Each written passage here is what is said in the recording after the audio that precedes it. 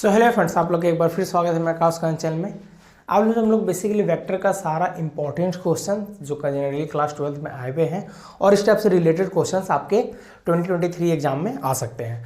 दूसरा चीज़ इसमें ये समझना है कि सबसे पहले जो वेक्टर हम लोग समझेंगे पूरा डीप एनालिसिस, मतलब बेसिक से लेकर पूरा एडवांस तक का क्वेश्चन डील करेंगे इस वीडियो में। इस वीडियो के बाद आपको रियलाइज होगा कि आपको वेक्टर में किसी भी तरह का कोई भी प्रॉब्लम नहीं होगा। तो सबसे पहले वेक्टर को समझेंगे। वेक्टर को हम 3 फेज में आपको पढ़ाएंगे, ठीक है। तो पहले वो फेज समझ लीजिए क्या है कि कैसे वेक्टर को हम बताएंगे। तो पहले वेक्टर को 3 फेज है। पहला फेज मतलब नॉर्मल जो बेसिक अंडरस्टैंडिंग से जो क्वेश्चंस आते हैं, जो एमसीक्यू हो गया वगैरह वगैरह इस समय हो गया, फिर 2 मार्क्स 3 मार्क्स फिर 5 मार्क्स में से अगर क्वेश्चंस आते हैं बड़े मार्क्स में, तो भैया वो कौन से होते हैं। एक तो पहले तो डॉट प्रोडक्ट के क्वेश्चंस होते हैं और एक होता है हमारा क्रॉस। तो यही चीज़ पहले बेसिक समझेंगे, फिर डॉट वाला क्वेश्चंस करेंगे, फिर क्रॉस वाला क्वेश्चंस करेंगे, ठीक है। जैसे आपको अच्छे से आइडिया हो सके कि कैटेगराइज कर सको आपकी कौन क्वेश्चन किस मैटर से बनेगा, ठीक है। यह बात क्लियर हो गया।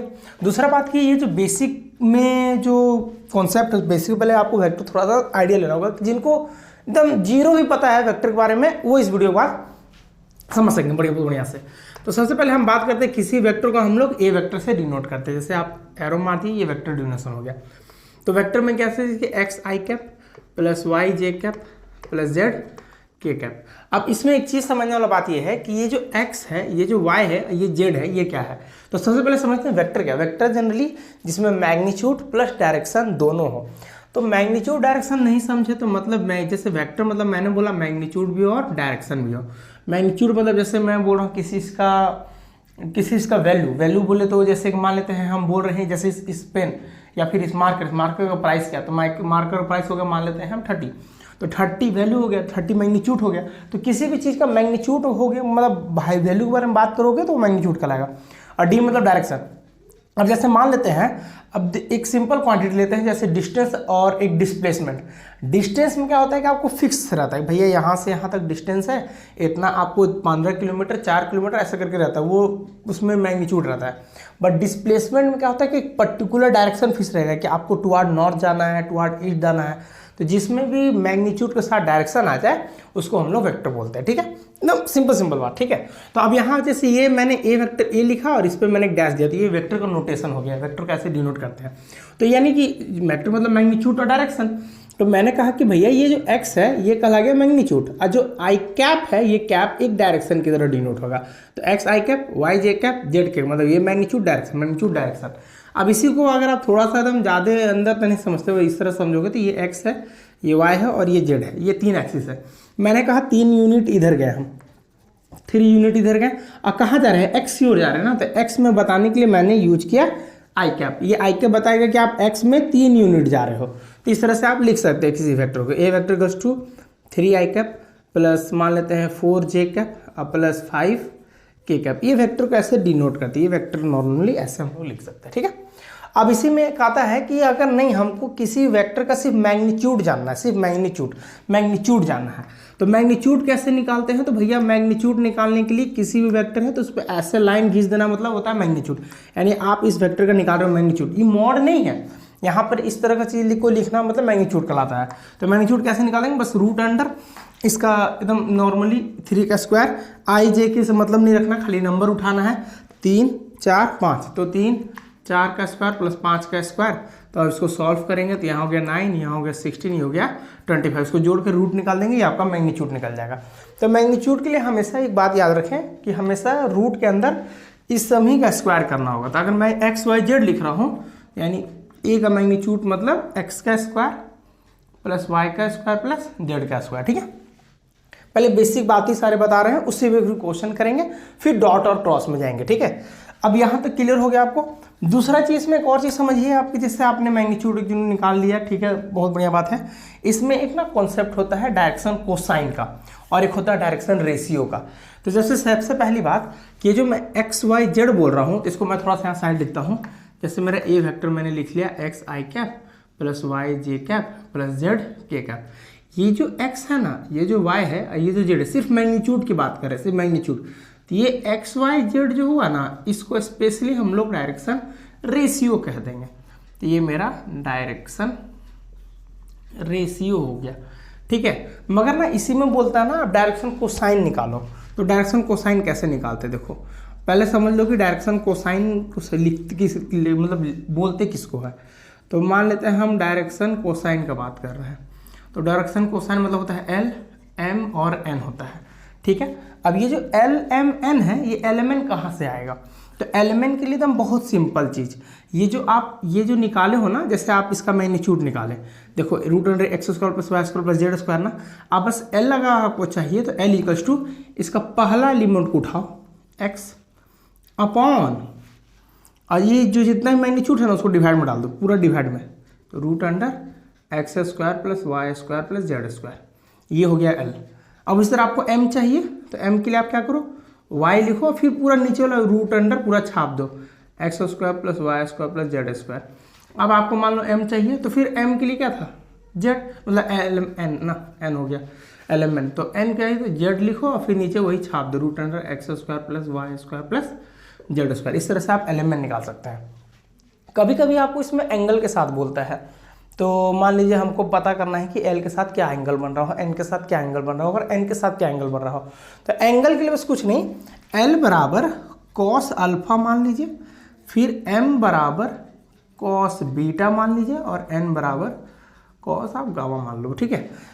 अब एक बात याद रखिए, अभी ये चीज़ें आपको अगर नहीं समझ में आ रही कोई दिक्कत नहीं, क्वेश्चंस देखिए जितना भी है उसके बाद आपको पूरा क्लियर हो जाएगा, ठीक है। तो चलिए इसका स्क्रीनशॉट लेना तो आप ले लीजिएगा। तो चलिए अभी कुछ क्वेश्चंस डील करते हैं। देखिए ये ए वेक्टर दिया और ये बी वेक्टर दिया है, और आपको बोला है कि अगर ए बी के बराबर हो तो ए1 b2 और ए3 का मान क्या होगा।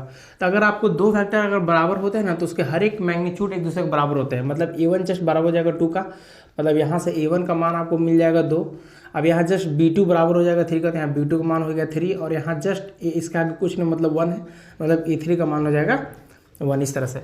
अब यहाँ पे एक वेक्टर दिया ए वेक्टर आई के प्लस 2j के प्लस 3 के, अब आपको निकालना है फाइंड, अब आपको इसमें निकालना है फाइंड यूनिट वेक्टर। अब यूनिट वेक्टर क्या होता है, देखिए यूनिट वेक्टर एकदम एक स्टेटमेंट में मेरे साथ याद रखिए, यूनिट वेक्टर उसको बोलते हैं जिसका मैग्नीट्यूड निकालने पे 1 हो, बस आपको याद रखना है। यूनिट वेक्टर उसको कहते हैं जिसका मैग्नीट्यूड निकालने पे 1 हो।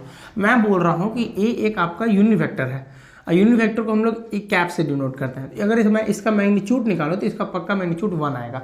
तो फिलहाल के लिए मुझे यूनिट वेक्टर निकालना बोला है, तो यूनिट वेक्टर का फॉर्मूला होता है, तो एक यूनिट वेक्टर का फॉर्मूला लिख लेता हूँ, उसको ए कैप से अगर है तो A cap A vector by A का मैग्नीट्यूड से हम उसको डिवाइड करते हैं, ये फॉर्मूला होता है यूनिट वेक्टर का, याद रखिएगा। तो फिलहाल के लिए मुझे इसको निकालना है, तो मैं यहाँ इसका फॉर्मूला देखा ए यानी ए कैप मतलब यूनिट वेक्टर, इसको हम लोग बेसिकली यूनिट वेक्टर बोलते हैं। अब ए वेक्टर मतलब आई कैप प्लस 2j कैप और प्लस 3k कैप, मैंने ऐसे ए वेक्टर लिख लिया। नीचे मुझे बस इसका मैग्नीट्यूड लिखना है, तो मैं अगर इसका मैग्नीट्यूड लिखना चाहता हूँ तो मैग्नीट्यूड के लिए मैंने बताया था आपको रूट अंडर दीजिए, और रूट अंडर देने के बाद इसका कुछ नहीं मतलब 1 यानी 1 का स्क्वायर, इसके आगे 2 है तो 2 का स्क्वायर, ऐसे यहाँ 3 है तो 3 का स्क्वायर, बस इसको सॉल्व कर लीजिए आई कैप। अब इसको सॉल्व करिए, देखिए यहाँ पे 3 है, 3 का स्क्वायर यहाँ पे 9 हो गया, 9 + 4 हो गया, और यहाँ पे 1 हो गया, मतलब 14 आ गया। तब यहाँ पे रूट अंडर क्या हो गया 14, अब इसके के आगे कुछ नहीं मतलब 1 है ना, तो 1 और आई कैप ऐसे करके लिख लीजिए, फिर 2/√14 और फिर 3/√14, ये हो गया के कैप, ये हो गया जे कैप।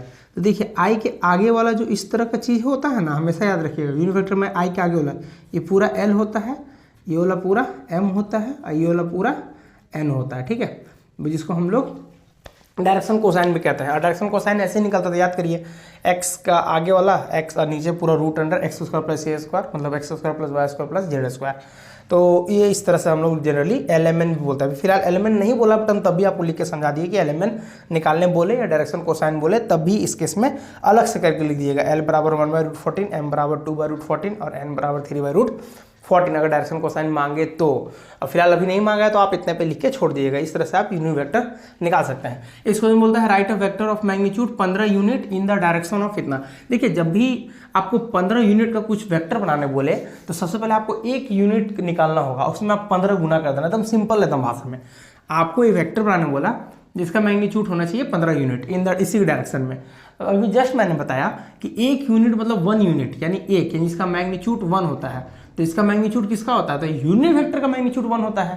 तो अगर मैं इस वेक्टर को यूनिट में कन्वर्ट कर दूं, किसमें कर दूं, यूनिट में, और जो यूनिट में कन्वर्ट करके जो वेक्टर आएगा उसको मैं 15 से गुना करूंगा ना, तो फिर वो वेक्टर बन जाएगा 15 यूनिट का मैग्नीट्यूड वाला। तो सिंपल भाषा में राइट अ वेक्टर, मुझे एक वेक्टर बनना है जिसका मैग्नीट्यूड होना चाहिए 15, तो मैं इस वेक्टर को पहले क्या बनूंगा, जो इसके डायरेक्शन में, मैं इस वेक्टर को पहले किसमें कन्वर्ट करूंगा, यूनिट में। अब मैं 15 गुना कर लूंगा। अगर ज्यादा नहीं समझ में आया डीप में तो सिंपल भाषा में समझिए, जितना भी यूनिट का आपको वेक्टर बनाने बोलेगा, आपको उसको क्या करना है, यूनिट वेक्टर में कन्वर्ट करना है और 15 से गुना कर देना है। अगर 10 यूनिट का बोलेगा तो जिस वेक्टर दिया है उसको यूनिट में कन्वर्ट करके 10 से गुना कर देना है। अगर 18 यूनिट चाहिए तो जो भी आपको वेक्टर दिया उसको यूनिट में कन्वर्ट करके 18 से गुना कर दिए, ठीक है।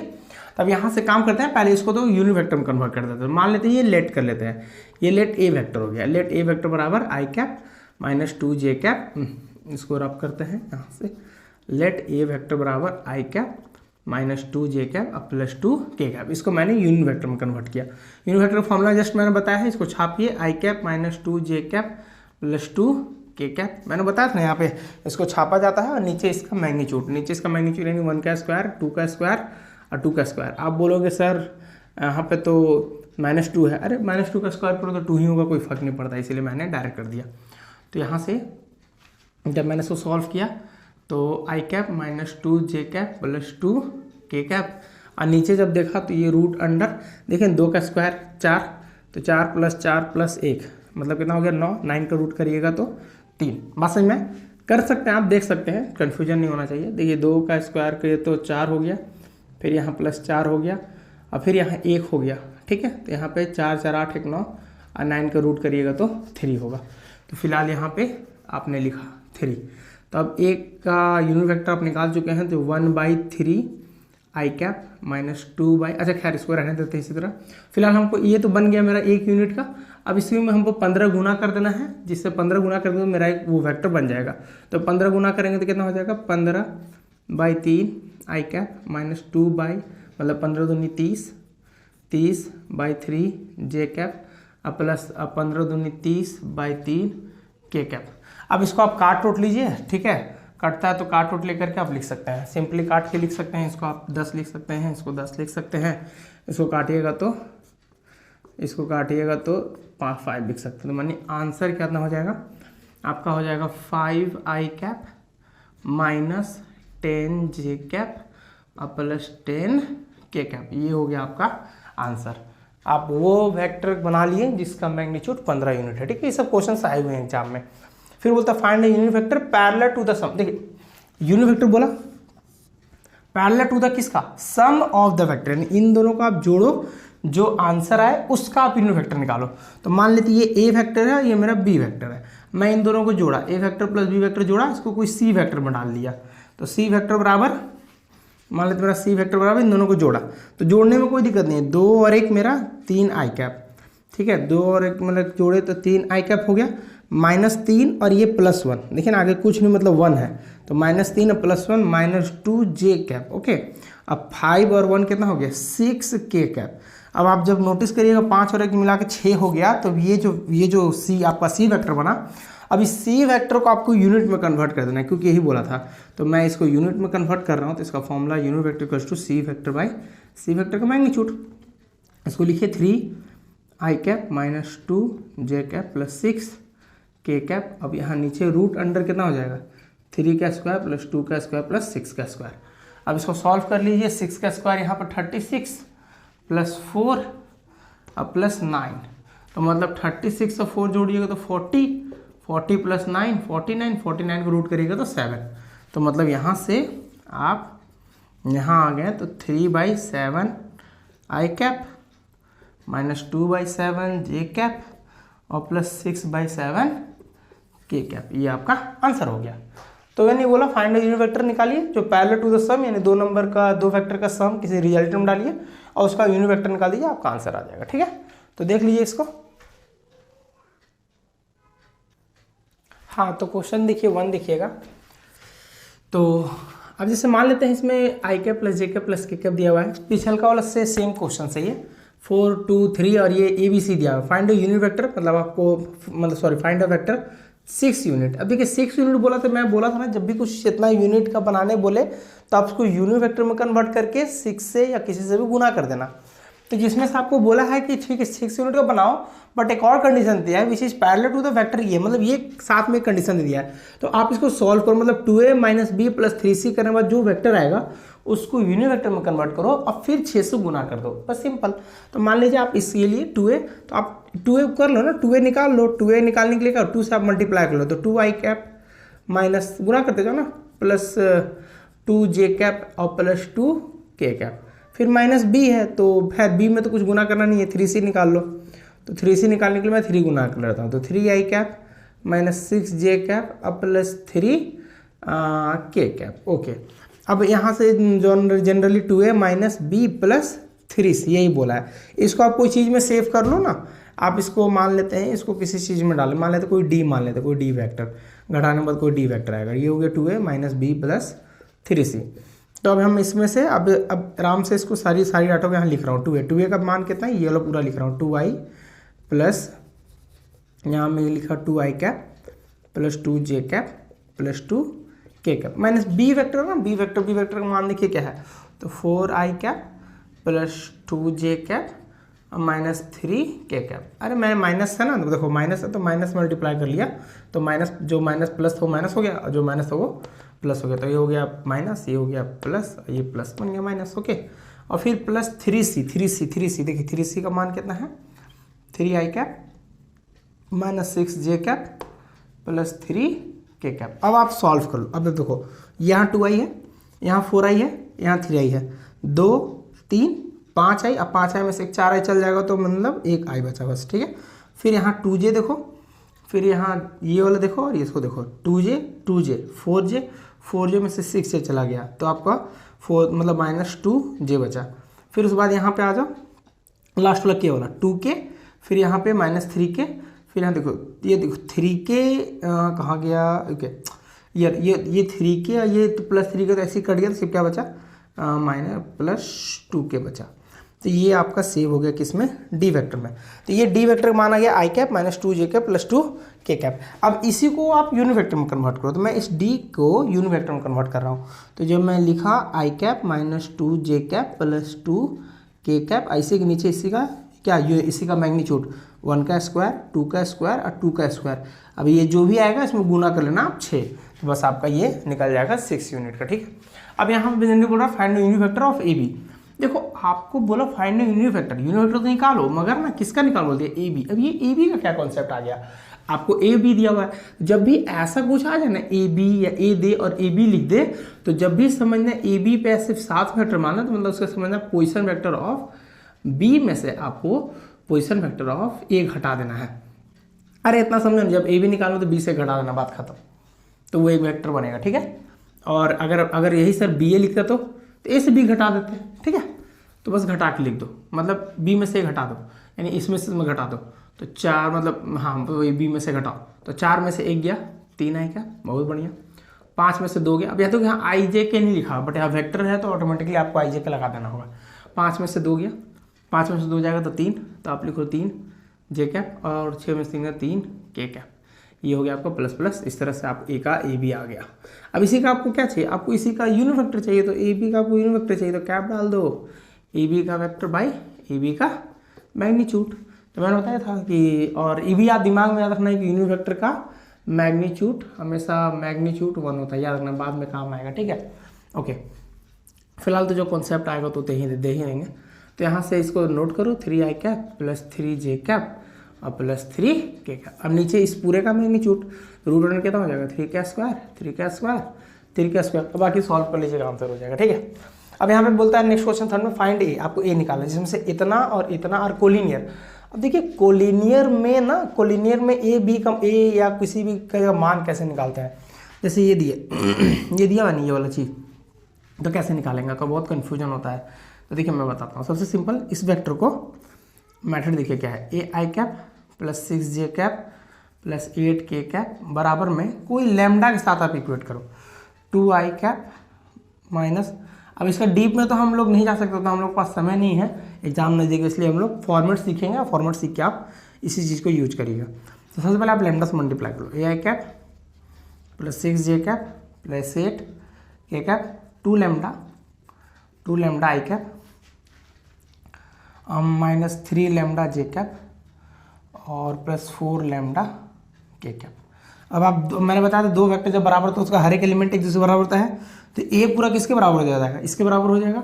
तो आप ए बराबर क्या लिख लो, 2 लेमडा, ठीक है, ओके।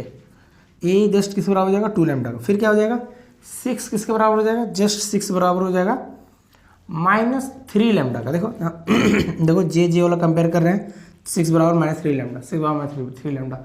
इसको काटो तो लेमडा इक्वल टू 6/3 हो गया, काटा तो -2 मतलब लेमडा बराबर -2 हो गया।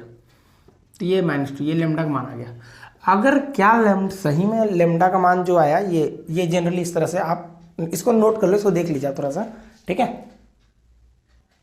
हाँ, तो लेमडा का मान -2 आया और और लेमडा का मान बाकी सबको भी कंपेयर करके भी सेम आना चाहिए, नहीं तो आपका कहीं ना कहीं मिस्टेक होगा। देखिए 8 और इसको कंपेयर करते हैं तो 8 बराबर 4 लेमडा, तो कट क्या आया, लेमडा इक्वल टू 2। अरे इसमें +2 आ रहा है तो लग रहा है कहीं कुछ छूटा है, रुकिए देखने। अच्छा -8 है यहाँ पे, यहाँ -8 होगा, गलती से लिखा गया था, ठीक है। -8 यहाँ भी -8, अब तो हो जाएगा माइनस मतलब -2, हाँ ठीक है। तो देखिए लेमडा का मान -2 यानी आप बस लेमडा का मान यहाँ -2 बैठा दो, तो A equal to 2 into -2 that means A equal to -4, यानी ए का मान -4 आ गया। मतलब इस तरह से अगर कोलिनियर दिया रहा है तो आप इजीली निकाल सकते हैं, बस किसी लेमडा के साथ कोई कोफिशिएंट या कोई भी वैल्यू के साथ आप मल्टीप्लाई कर लेना, ठीक है। तो इस क्वेश्चन से अब इसमें एक और कॉन्सेप्ट, मतलब बेसिक ऑलमोस्ट खत्म हो गया है। बेसिक में बस एक और आपको बात समझना है, देखिए वो बात क्या है। तो वो बात ये है कि अगर आप लोग क्लास 10 में आप एक फॉर्मूला पढ़े होंगे कि कोई अगर कोई पॉइंट है रिलेटिव, मान लेते ये ए है, ये ए है और ये कोई बी है, और कोई लाइन काट के जाता है तो इसका कोऑर्डिनेट निकालता था, याद करिए निकालते थे ना, कुछ रेशियो दिया रहता था। तो यहाँ पे बेसिकली यहाँ पे ए वेक्टर है और यहाँ पे कोई बी वेक्टर दिया रहेगा, ठीक है। और कोई काट के गया ना तो ये भी कोई वेक्टर काट के जाएगा तो उसको हम लोग बोल दिए पोजीशन वेक्टर, आर वेक्टर बोल दिए। अब इसको निकालना होगा, आप कैसे निकालोगे। अब कुछ रेशियो हो गया, मान लेते हैं यहाँ m रेशियो n दे देगा। तो अगर ये इंटरनली कट रहा है तो इसमें दो फॉर्म लेंगे, एक इंटरनली, ठीक है, और एक होगा एक्सटर्नली।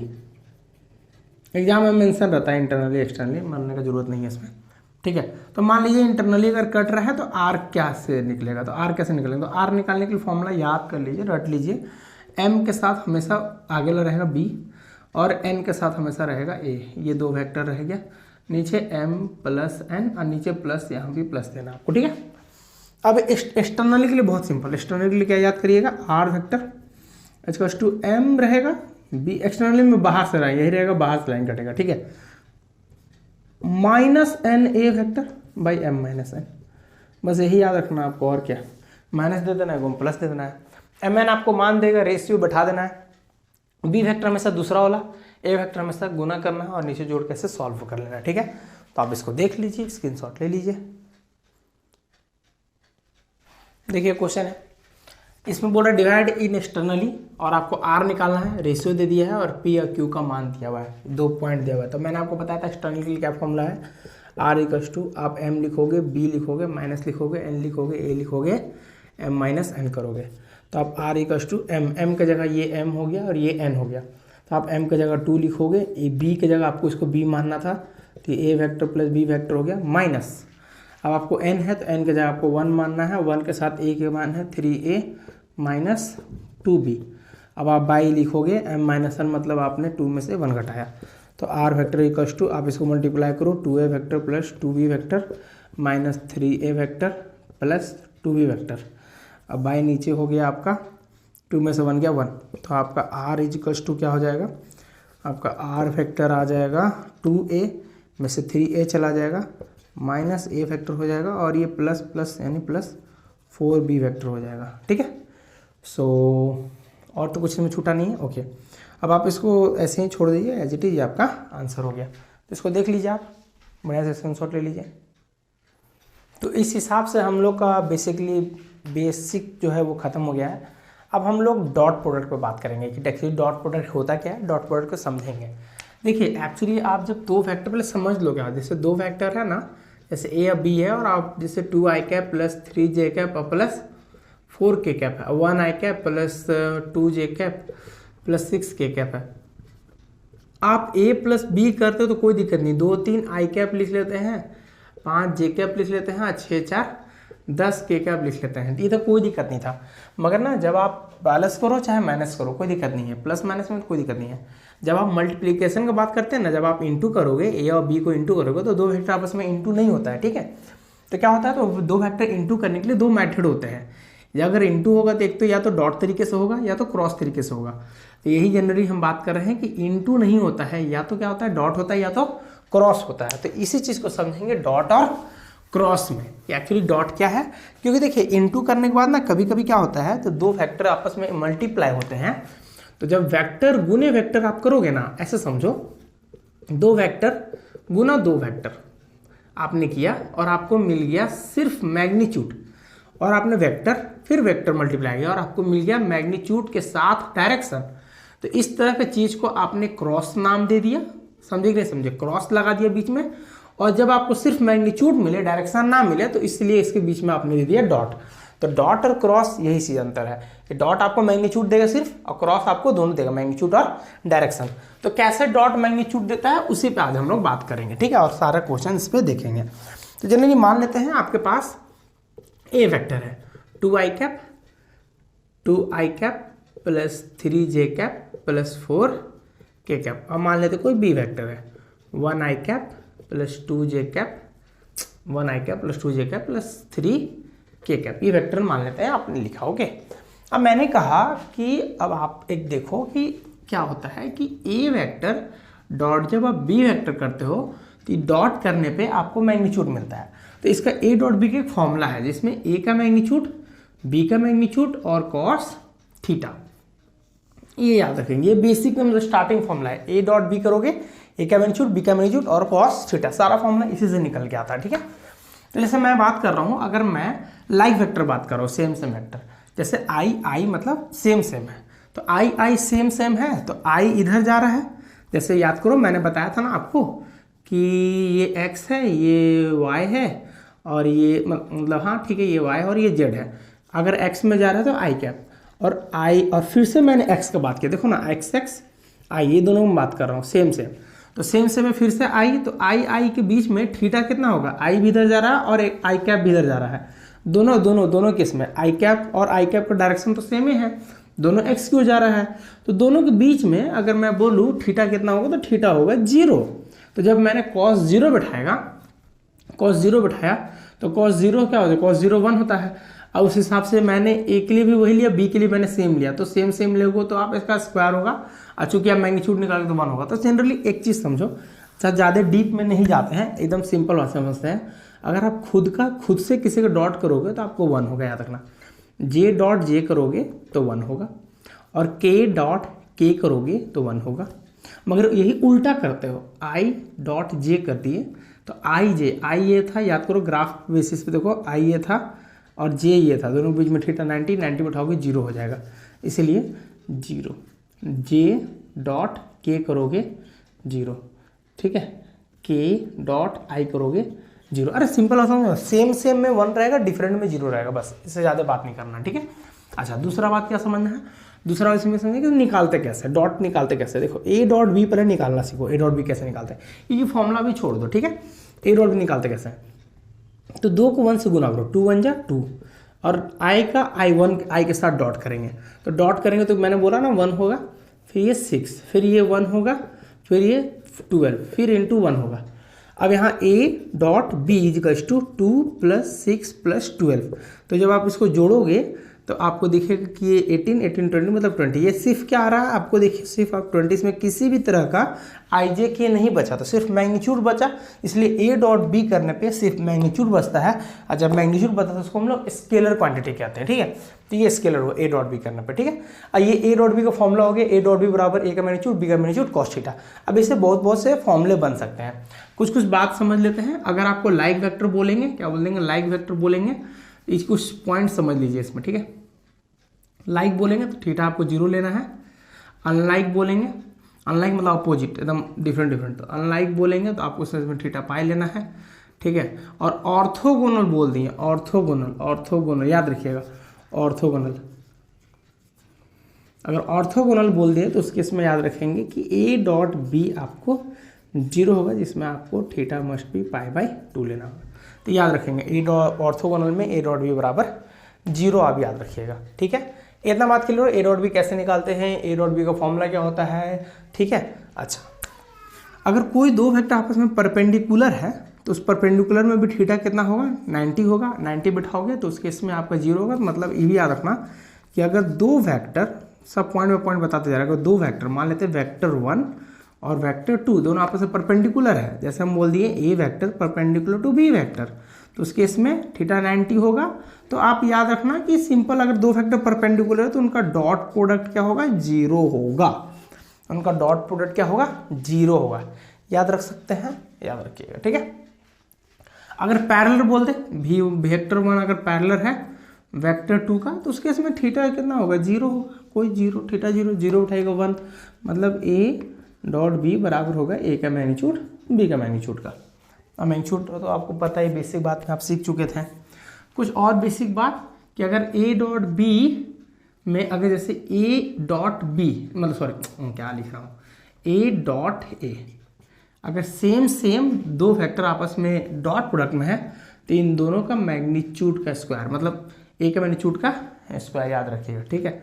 सिंपल देखो ना, ए और ए दोनों सेम है, ए वेक्टर सेम है, दोनों के बीच में थीटा कितना होगा, 0 ही होगा। इसको आप हटा ही दो, ए का बी का मान ए ही हो गया, तो ये मैग्नीट्यूड है ना, तो ए मैग्नीट्यूड क्या हो जाएगा, ए मैग्नीट्यूड का स्क्वायर। तो याद रखना दो वेक्टर का डॉट में है तो उनका मैग्नीट्यूड का स्क्वायर हो जाएगा। बी डॉट बी मैं बोलूँगा तो बी के मैग्नीट्यूड का स्क्वायर, सी डॉट सी मैं बोलूँगा सी का मैग्नीट्यूड का स्क्वायर। ओके, तो ये चीज़ें आप दिमाग में रखिए। इतना से ही क्वेश्चंस काफ़ी इजी तरीके से डील हो जाएंगे, ठीक है। बाकी जो जो नया कॉन्सेप्ट आएंगे सीखते चले जाएंगे। एक और कॉन्सेप्ट देख लीजिए, प्रोजेक्शन का। इसमें प्रोजेक्शन के क्वेश्चंस बहुत आते हैं। ये प्रोजेक्शन क्या होता है, ये simple A vector on B vector का सिनेरियो। तो A vector dot B vector by B का मैग्नीट्यूड, इसको याद कर लीजिए। बेसिक फॉर्मूला है, बहुत सिंपल फॉर्मूला है। अरे जब ये ऑन बोले ना, ए ऑन बी मतलब ए ऑन बी, तो ए पहले रहेगा और इस बी का यूनिट वेक्टर कैसे निकालते थे, बी याद करिए, बी वेक्टर बाय बी का मैग्नीट्यूड। तब मैं बोल दिया सी, अब मैं बोल दिया मान लेते सी ऑन डी बोल दिया, तो कैसे लिखोगे, सी लिखोगे डॉट करोगे डी के साथ और उसी नीचे डी का मैग्नीट्यूड लिख दोगे, सिंपल। अब मैं बोल दिया A plus B on A minus B, ऐसे भी रहता है क्वेश्चन।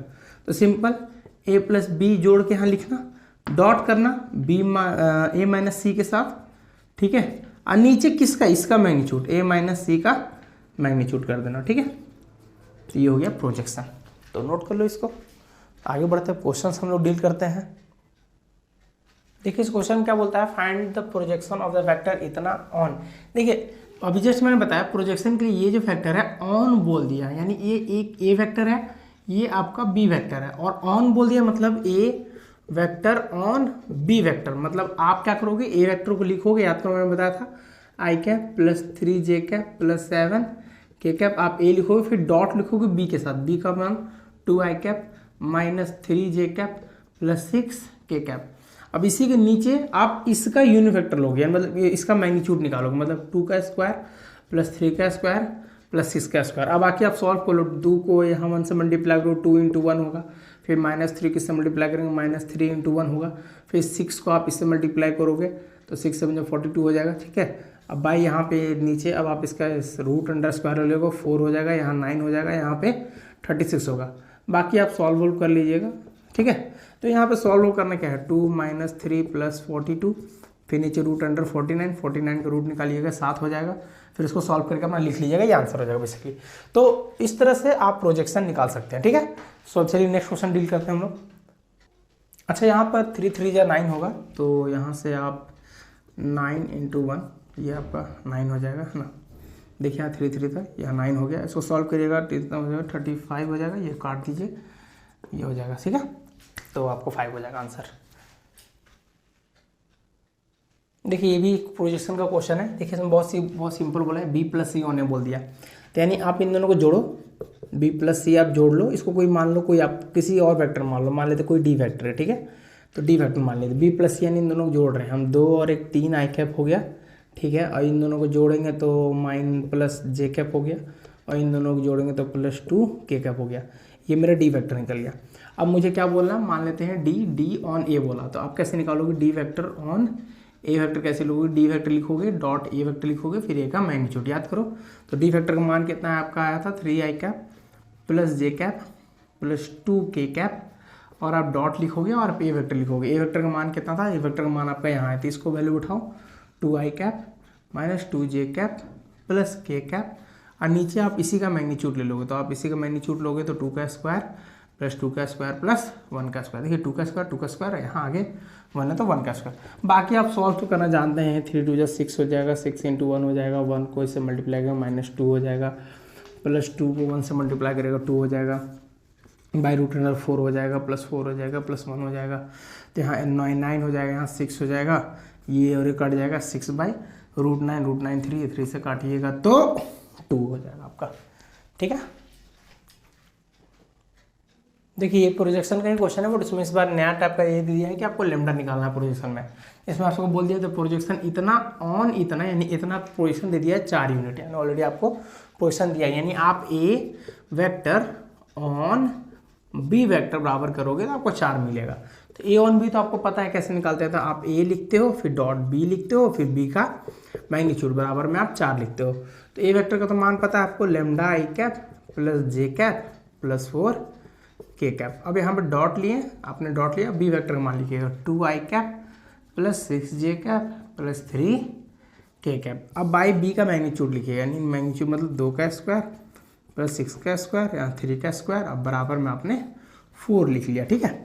अब आप यहाँ नोटिस करिएगा, डॉट करिएगा, तो लेमडा इंटू 2, तो यहाँ पे तो हो गया जाएगा 2 लेमडा, आई करिएगा तो 1 होगा, कोई फर्क नहीं पड़ता, ये 1 है ये 6 है, तो यहाँ प्लस 6 हो गया।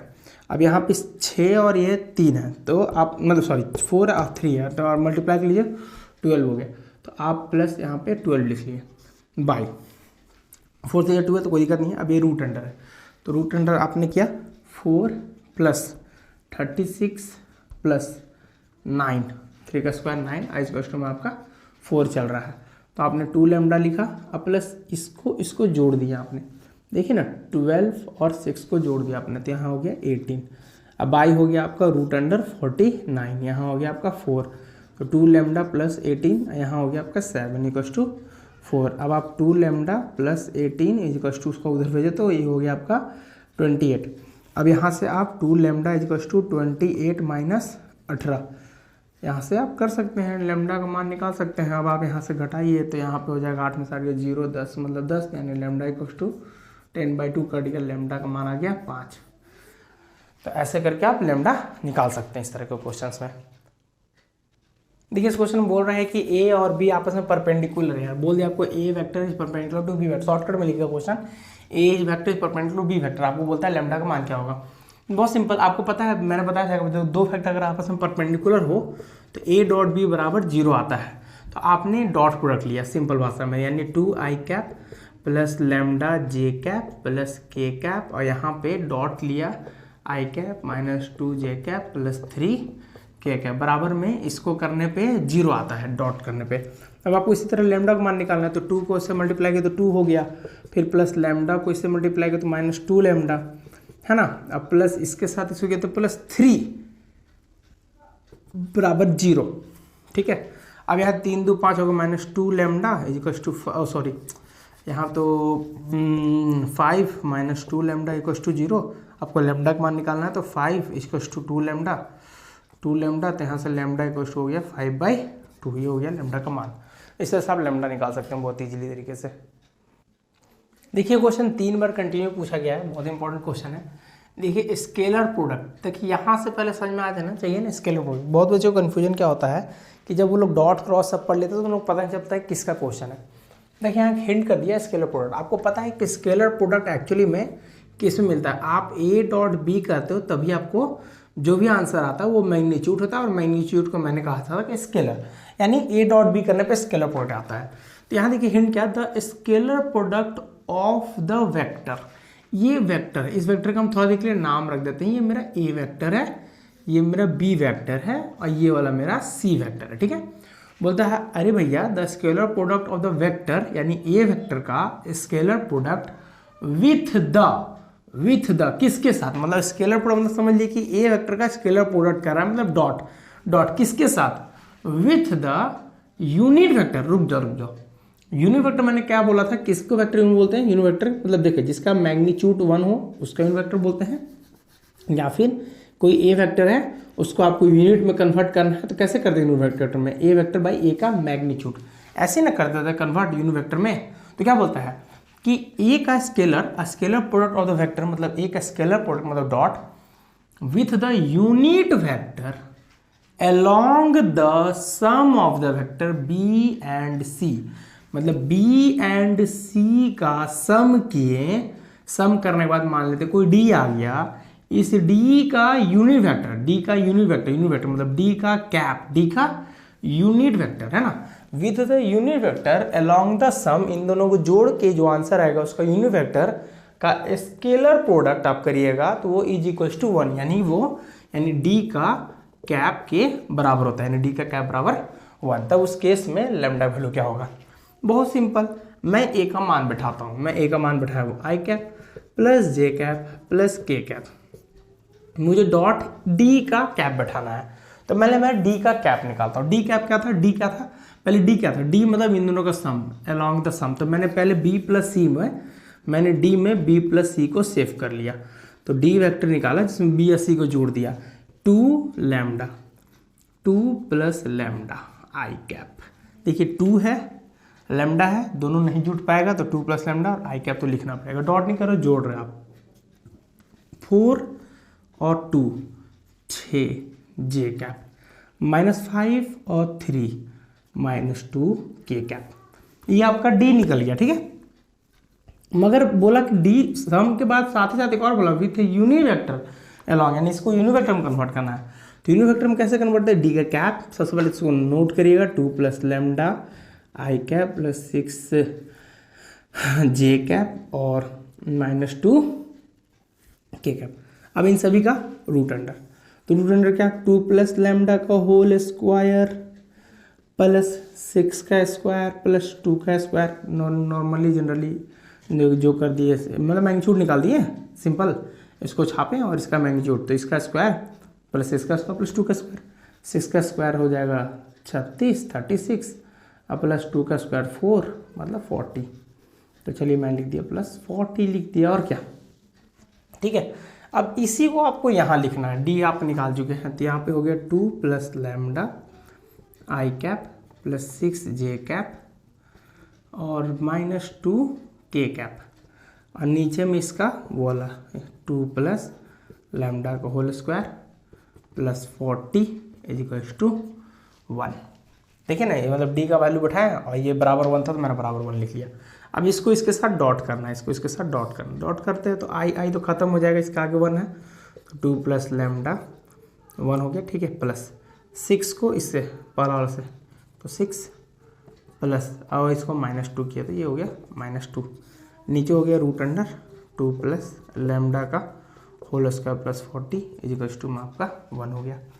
तब यहाँ से सॉल्व कर लेते हैं, 2 प्लस लैम्डा सॉल्व करिए तो +4 हो गया, तो इसको +4 लिख देते हैं, और by root under 2 plus lambda का whole square plus 40 is to 1। अब इसको आप इधर मल्टीप्लाई कर दीजिए, तो हम अब इधर मल्टीप्लाई कर रहे हैं, स्क्रीनशॉट लेंगे तो इसको स्क्रीनशॉट ले लीजिए, ठीक है। तो ये वाला ले लीजिए, हम उसको रब कर रहे हैं, ठीक है।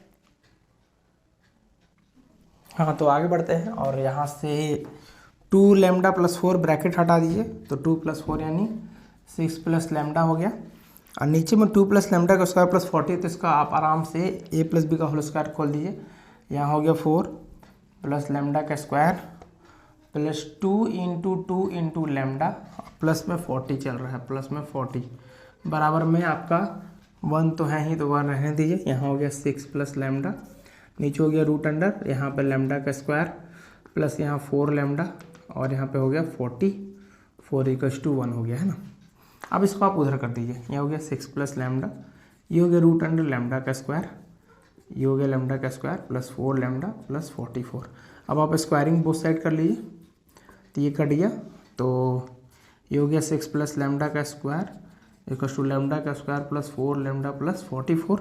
अब यहाँ पे ए प्लस बी का होल स्क्वायर खोल लीजिए, तो यहाँ हो जाएगा 36 प्लस लैम्डा का square plus 2 into 6 into lambda, that means 12 lambda, direct लिख देते हैं 12 लैम्डा, है ना।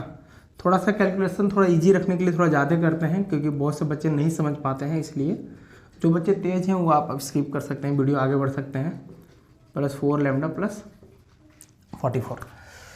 सो जरा देखें तो लैम्डा लैम्डा तो कैंसिल हो जाएगा, ठीक है। और आप यहाँ से 12 लैम्डा में से 4 चला जाएगा तो आपका 8 लैम्डा हो जाएगा। तो यहाँ से 44 8 मतलब यहाँ पे जो होगा 8 lambda equal to 8, that means lambda का मान आ गया 1 आ गया। तो इस तरह क्वेश्चन को आपको ऐसा डील करना है, ठीक है। देखिए नेक्स्ट क्वेश्चन क्या बोलता है, dot product of a vector with a vector इतना इतना एंड इतना आर रिस्पेक्टिवली। देखिए सबसे पहले तो बोलता है डॉट प्रोडक्ट तो आपको पता है ए डॉट बी, ठीक है। तो उसमें बोलता है डॉट प्रोडक्ट अ वेक्टर, कोई अ वेक्टर मतलब कोई वेक्टर दिया, वो वेक्टर आपको कोई आइडिया नहीं है वो वेक्टर कौन सा है। तो हम मान लेते वो वेक्टर है एक्स आई कैप प्लस वाई जे कैप प्लस जेड के कैप, ये वेक्टर है। इस वेक्टर को डॉट किया गया, dot product with the vector इसके साथ किया गया, तो मैं इसके साथ डॉट लिखता हूँ आई कैप माइनस जे कैप प्लस के कैप। तो मुझे रिस्पेक्टिवली मतलब सबसे पहला रिस्पेक्टिवली पहला नंबर क्या दिया 4, मतलब 4 आया। फिर मुझे इसी वेक्टर को इसके साथ डॉट किया तो मुझे 0 मिला, फिर इसी वेक्टर को मुझे उसके साथ किया तो मुझे 2 मिला। फिर मैं यहाँ पे वही चीज़ सेम लिखता हूँ, तो एक्स आई कैप प्लस वाई जे कैप प्लस जेड के कैप, मैंने डॉट किया किसके साथ, सेकंड वाला के साथ, 2 आई कैप प्लस जे कैप माइनस 3 के कैप। इस बार मुझे मिला 0, ओके। फिर मैंने इसी वेक्टर को आई कैप प्लस वाई जे कैप प्लस जेड के कैप, इसको मैंने डॉट किया थर्ड वाले के साथ, आई कैप प्लस जे कैप प्लस के कैप। अब और मुझे मिल गया 2। सो अगर मैं डॉट करूँ एक्स को फर्स्ट मल्टीप्लाई तो एक्स हो जाएगा, ये माइनस वाई हो जाएगा, ये जेड हो जाएगा बराबर 4। यहाँ से एक इक्वेशन मिला, मैं इसको इसके साथ डॉट करूँगा तो क्या हो जाएगा 2x तो 2x ही हो जाएगा खाली, okay, plus y plus minus 3z equals to 0, ठीक है, ओके। ये मेरा सेकंड इक्वेशन हो गया, okay. Now third x plus y और प्लस जेड इक्वल्स टू 2 हो गया, ये मेरा थर्ड इक्वेशन हो गया। अब जब नोटिस करते हैं तो हमको पता ही चलता है कि अगर मैं 1 और 3 को लूँ, मैं 1 में से 3 को घटा दूँ, ठीक है, मैं घटा रहा हूँ, ठीक है। तो x minus y plus z में से मैं घटा रहा हूँ ये वाला, तो माइनस एक्स फिर माइनस वाई फिर माइनस जेड। अरे माइनस आगे साइन लगाओगे तो ये सब माइनस बन जाएगा ना, सिंपल है। और ये लेफ्ट वाला लेफ्ट से घटाया और राइट वाला राइट से, राइट में 4 है यहाँ 2 है, तो मैं 4 में से 2 घटाऊंगा तो 2 होगा। इसमें से आप जब नोटिस करोगे तो x x cancel, z z cancel, minus 2y equals to 2, ये कैंसिल, तो y इक्वल्स टू -1। देखो कितना ईजी तरीके से आपका y निकल गया। तो आपको बेसिकली ये वेक्टर ढूंढने बोला था, एक्स आई कैप प्लस वाई जे कैप प्लस जेड के कैप, जिसमें से आपने y ढूंढ लिया, y का मान आ गया आपका -1, दैट मीन्स ये हो गया माइनस जे कैप। अब आपको बस x और z ढूंढना है, तो कैसे ढूंढोगे, सिंपल, आपको जैसे 1 3 लिया आप और कोई भी और इक्वेशन ले सकते हैं आप, जनरली इस दोनों को ले लो आप, चलो 1 और 2 ले लो। अब 1 और 2 को मैं जोड़ देता हूँ, 1 एंड 2 को मैं ऐड कर देता हूँ, ठीक है। तो x x ये हो गया 3x, ये दोनों तो कट जाएगा, इसलिए जोड़ रहा हूँ कट जाएगा, ठीक है। ये हो गया -2z, ठीक है। तो ये हो गया -2 और ये z, हाँ 3x एक हट गया, ठीक है, 3, ओके, 2z -2z क्योंकि प्लस z था, माइनस -2 हो गया, यहाँ पे जो किया तो 4 आ गया, ये एक इक्वेशन आ गया, ठीक है। ये इक्वेशन का 4 मान लो, ठीक है, 4 मान लो, कोई दिक्कत नहीं है। और आप ये दोनों लिया, आप ये दोनों भी ले सकते हैं, तो ये दोनों को भी ले क्या बना सकते हैं, इसमें से आप इसको इससे घटा दीजिए, सेकंड में से आप थर्ड को घटा दीजिए। तो मैं 2x में से 1x गया तो 1x हो गया, ठीक है, y में से y गया तो 0 हो गया, ठीक है।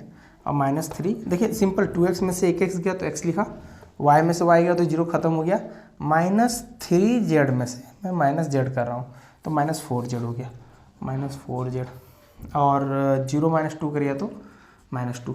अब देखिए ये इक्वेशन में आपको दिख रहा है कि यहाँ पर अब आपके पास इजीली तरीके से आप देख सकते हैं यहाँ एक्स और जेड, यहाँ पे एक्स जेड, ये दो एक्स वाई की तरह दोनों मेथड में आप एलिमिनेशन सब्स्टिट्यूशन कुछ भी लगाओ आपका आंसर आ जाएगा। तो चलो मैं थोड़ा सा कर दे रहा हूँ आपको, इसमें 3 नहीं, आप 3 गुना कर लो तो हो गया 3x माइनस 3 4 जा 12 जेड इक्वल्स टू, और माइनस मैंने 3 मल्टीप्लाई किया तो हो गया -6।